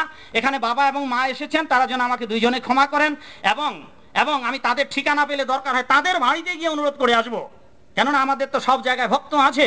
আমি চাই এমন সহজ সরল মানুষ যারা, আমি হাজারবার অনুরোধ করে বলবো যে বাবা আপনার চরণে হাত দিয়ে আমি বলছি, ওই গ্রন্থগুলো যথার্থ গ্রন্থ নয় এবং ওইগুলা সিলেবাসের বাইরে। ওখানে নাম লেখা আছে যে এই এই গ্রন্থের অবলম্বনে লিখেছে, কিন্তু অবলম্বনে লিখলেও হরিদাসের কথা ওই স্কন্দ পুরাণে নেই, ওই পদ্ম পুরাণে নেই, ওই ভাগুরি ঋষিকৃত গ্রন্থে নেই। রাধাপতি সাইলেন্ট, আর কথা বানানোর দরকার নাই দাদা, সাইলেন্ট করুন তো। হ্যাঁ শেষ। এবার ক্ষমা করবেন। যদি আগে ঘোষণা দিয়েছি, যদি আরো ঝগড়া বিবাদ লাগে তাইলে আর ঝগড়া বিবাদ নয়। আর আমি সেই জন্য 4টি প্রশ্ন করে বিদায় নিয়েছিলাম, শুধু 4টি উত্তর দিলেই হয়ে যেত। উনি অনেক আরো ব্যাখ্যা করছেন, আরো আঘাত করছেন, এইভাবে করতে করতে আজ রাত শেষ হয়ে গেল। ওই মুসলমান ভদ্র মানুষটি চলে গেলেন, যাকে আমি বললাম যে যদি আল্লাহ দুইটা বানানো হয়, কচ্ছে না তাহলে তো মানবো না। আচ্ছা, কোরআন ছাড়া যদি আপনাদের অন্য কোনো শাস্ত্র থেকে, বই থেকে আপনাদের আল্লাহর পাকের সিদ্ধান্ত দেওয়া হয়, বলে তাইলে তো মানবো না। বলে সেইগুলা তাই করা হয়েছে, কিন্তু ওই বাবা বুঝতে চাচ্ছেন না। আর আপনারা তো হিন্দুদের গ্রন্থের বিষয় বুঝবেন না। আর আমাদের যে এক ভগবান, আমাদের তো অনেক ভগবান। হ্যাঁ, রামকৃষ্ণ মিশন রামকৃষ্ণকে ভগবান বানিয়েছে, অনুকূলের যারা অনুসারী তারা অনুকূলকে ভগবান বানিয়েছে। আর ওই যে ভগবান খালি একটা প্রমাণ দেখা আগে এই বাবাকে কিছু বলার লাগবে না। ওই বাবা এমনিতেই পার হয়ে যাবে যদি গলে তুলসীর মালা থাকে। তাহলে এ জন্মে নয় পরজন্মে উনি কৃষ্ণ যে ভগবান এবং ওই অজপা নাম জপ করে যে পার হওয়া যাবে না, যদি ভাগ্য থাকে উনি জানতে পারবেন। কিন্তু তাদের কি গতি হবে? যারা মানুষকে ভগবান বানিয়ে তাদের মন্দিরে পূজা করছে, তাদের গতি হবে না। আমাদের আন্দোলন তাদের বিরুদ্ধে, এইরকম সহজ সরল মানুষদের বিরুদ্ধে নয়। যারা বৈরাগী, যারা বৈষ্ণব, তাদের বিরুদ্ধে নয়, কারণ আমরা নিজেরাই বৈরাগী, নিজেরাই বৈষ্ণব। কি করে তাদের বিরুদ্ধে আমরা অস্ত্র ধারণ করব? এই জন্য আমি চ্যালেঞ্জের মোকাবেলায় ওই বাবার সঙ্গে যাচ্ছি না। আমি তো এখনো বলতে পারি যে আপনি যদি প্রমাণ দেখাতে পারেন আমি ঠিকই কেটে দেব, কিন্তু আমি বলবো না, কেননা বাবা প্রমাণ দেখাতে পারবেন না। আমি জানি আমরা শাস্ত্রের মুখ দিয়ে ঢুকে, সামনের দরজা দিয়ে ঢুকে, পিছনের দরজা দিয়ে বেরিয়ে এসেছি। এইরকম হাজার হাজার শাস্ত্র গ্রন্থ আমার গড়ে আছে। সুতরাং ওই যেটা উনি দেখাচ্ছেন ওইটা আমি পড়েছি। আর ওই যে সুরধ্বনি গীতা, যাইটার উপরে সমালোচনা করে গীতা বাক্যে মানবের ভ্রান্তি, হ্যাঁ, সেগুলো আসছে। তো যাকে আবার যদি আসি, সেই দিন সামাজিকতা, ওই যে নিগমানন্দের হয়ে যিনি কথা বলছিলেন, আমাদের ব্যবহারিক জীবনে, সামাজিক জীবনে, অর্থনৈতিক জীবনে কি করতে হবে, এই অজপা নাম যে করার দরকার নাই, ওটা এমনিতে হচ্ছে। এবার কি করবেন? যজ্ঞানাং জপযজ্ঞস্মিনা স্থাবরানাং হিমালয়। প্রভু কহে কহিলা হরে কৃষ্ণ কৃষ্ণ কৃষ্ণ হরে হরে, হরে রাম রাম রাম হরে হরে। প্রভু কহে কহিলা এই মহামন্ত্র ইহা জপ গিয়া সবে করিয়া নিবন্ধ, ইহা হইতে সর্বসিদ্ধি হইবে সবার, সর্বক্ষণ বলইতে বিধি নাহি। কৃষ্ণ নামই একমাত্র সার, অজপা নামে করার দরকার নাই। কারণ আমি এটাই জানতে চাইছিলাম যে অজপা নাম সার, হ্যাঁ, এটাই করিয়া নিবন্ধ, এইরকম কোন শাস্ত্রে প্রমাণ নেই। তাই আপনারা ছোট্ট 3টি কথা বলে বিদায় নেই। এক, আপনারা গলে মালা পরবেন। কি করবেন? এই যে এত রাত ধরে খালি ঝগড়াই শুনলেন বাপ বেটার, এইবার আপনারা কি করবেন? 1 নম্বর, গলে তুলসীর মালা পরতে হবে। 18খানা পুরাণের 12খানা পুরাণে এই তুলসীর মহিমা বর্ণনা করা আছে। বলেছে যাদের গলে তুলসীর মালা আছে তাদের বজ্রাঘাতে মরতে হবে না। বজ্র মাথায়, চোরক, বাবা জানেন তো আপনারা, চোরক মাথায় পড়বে না, দুর্ঘটনায় পতিত হবেন না, আপনাকে পথে ঘাটে সাপে কামড়াবে না যদি গলে তুলসীর মালা থাকে। মা, আমি আপনাদের অনুরোধ করি, যুবক ভাইদের থেকে বাবা যারা মা রয়েছেন, আপনারা গলে তুলসীর মালা পরবেন। অন্তত নিজেদের হিন্দু বলে পরিচয় দেবার জন্য আপনাদের সবার গলে তুলসীর মালা ধারণ করা উচিত। যমরাজ বলেছেন যাদের গলে তুলসীর মালা আছে তাদেরকে আমার জমপুরিতে নিয়ে আসবেন না। যদি গলে তুলসীর মালা থাকে আর জমের বাড়িতে যেতে হবে না। 1 নম্বর, গলে তুলসীর মালা। 2 নম্বর, একাদশী। ওই বাবাও বলেছেন একাদশী করবেন আপনারা, তবে 2 দিনের মত সঠিক নয়। যেটা গোস্বামীদের মত, এটা তাদের নিজস্ব নয়, শাস্ত্রে যা আছে তারা সমস্ত ভারতবর্ষে গোস্বামীরা প্রচার করেছিল, তাই সেই মতটার নাম হয়েছে গোস্বামী মত। যেমন সারা পৃথিবীতে ইস্কনেরা সনাতন ধর্ম প্রচার করছে, এখন অনেকের ভাবনা যে এটা বোধহয় ইস্কন ধর্ম। এটা ভুল, এটা গোস্বামীদের নিজস্ব মত নয়। গোস্বামীরা শাস্ত্র থেকে যা বলেছেন সেইটা হচ্ছে গোস্বামী মত, এবং সেটাই আপনাদের করতে হবে। 1 নম্বর। 2 নম্বর, 3 নম্বর হচ্ছে একাদশী, 3 নম্বর হচ্ছে কৃষ্ণ নাম জপ। বাবা কি দেখাতে চাচ্ছেন?